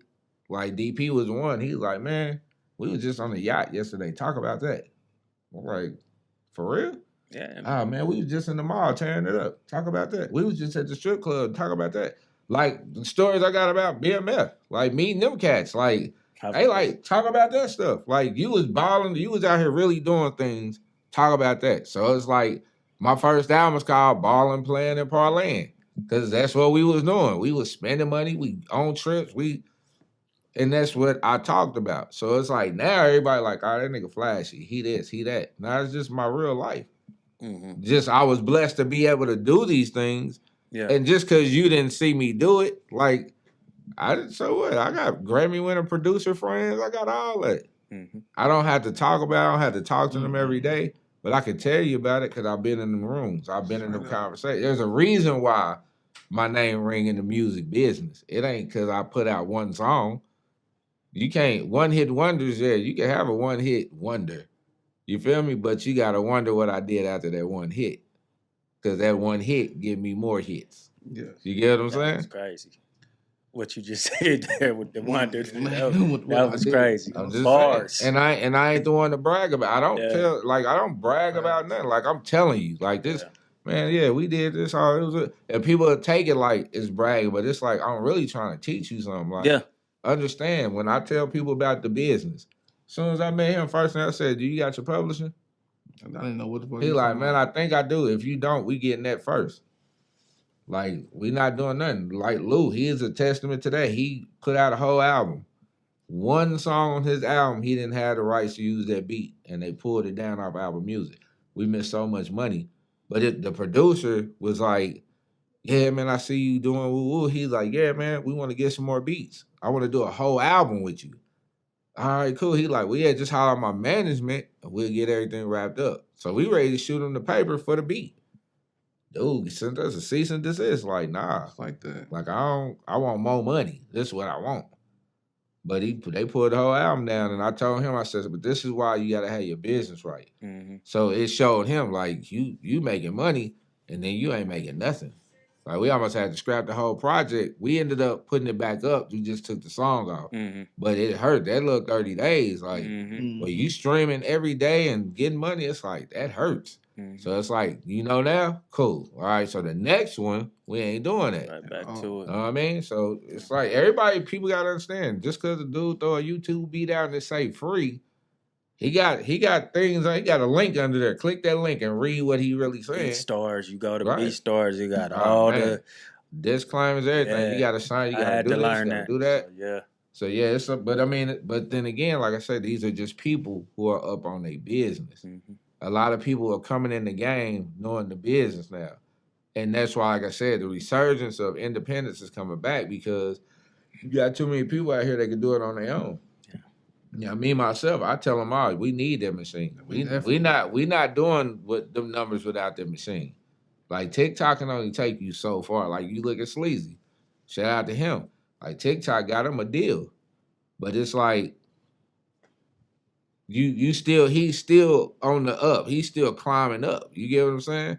But as he's climbing up, you keep seeing now things trying to tear him down. A lot of shit. Because the business wasn't there at first. Now it's trying to catch up with him. You get what I'm saying? They tried to do Glow like that too. Yeah. I mean, it's dope to have somebody who know the old and the new, because a lot of them is just so stubborn and they with the old, just the old way of thinking. So it's dope that you own all of that. In closing, though, I need y'all both to leave us with something, like some words for the people, and then We're gonna close him out. I'll let you go first, man. Oh man. I'm gonna keep it funky, man. I'm gonna keep it funky. I'm gonna jump back to what I was talking about with relationships, bro. Relationships open a lot of doors for me. You know what I'm saying? Being who I was in the dope game, you know what I'm saying, and still remaining to be humble, the person I am now. You know what I'm saying? Keeping my name good with people, keeping, treating everybody with respect. I always treated the smokers with respect because I look, that's my mom, well, not my mom, that was my daddy, you know. You know what I'm saying? So I always treated people with respect. You know what I mean? You don't know how you don't know where and how you will deal with them same people in the future. And a lot of them smokers from back in the day, before I went to prison, I ended up going to the joint with them. And they was my best friends in the joint. They got big as fuck in the joint. And that was my partner. That's my muscle in the joint. Couldn't nobody fuck with me because OG such and such was, you know what I mean? They fuck with Fatty. If you fuck with Fatty, I fuck with that big buff nigga who used to smoke crack. The niggas wasn't fucking with on the streets. You know what I'm saying? So these relationships, bro. Keep your name good and build as many relationships as you possibly can. Right. Start them conversations, man. Have them conversations with people, bro. You don't know who is who. Who is who? Right. You know what I'm saying? Facts. That's hard. What I say, just piggybacking on that, and it's like for anybody that watches the interview, even you, like it's like I swear every time I talk to him, it's like looking in the mirror almost. You feel what I'm saying? Our sentiments be the same on a lot of things. Respect for me is I don't ask for it. I demand it. Yes, sir. I demand it in a kind way though, and that's by giving it to you. So if I'm not gonna disrespect you, disrespect me, and it's like all I want people to understand is, man, I know you hear it a million times. Just be yourself. Oh my God. Like being yourself don't cost nothing. And then like you say, the relationships that you build.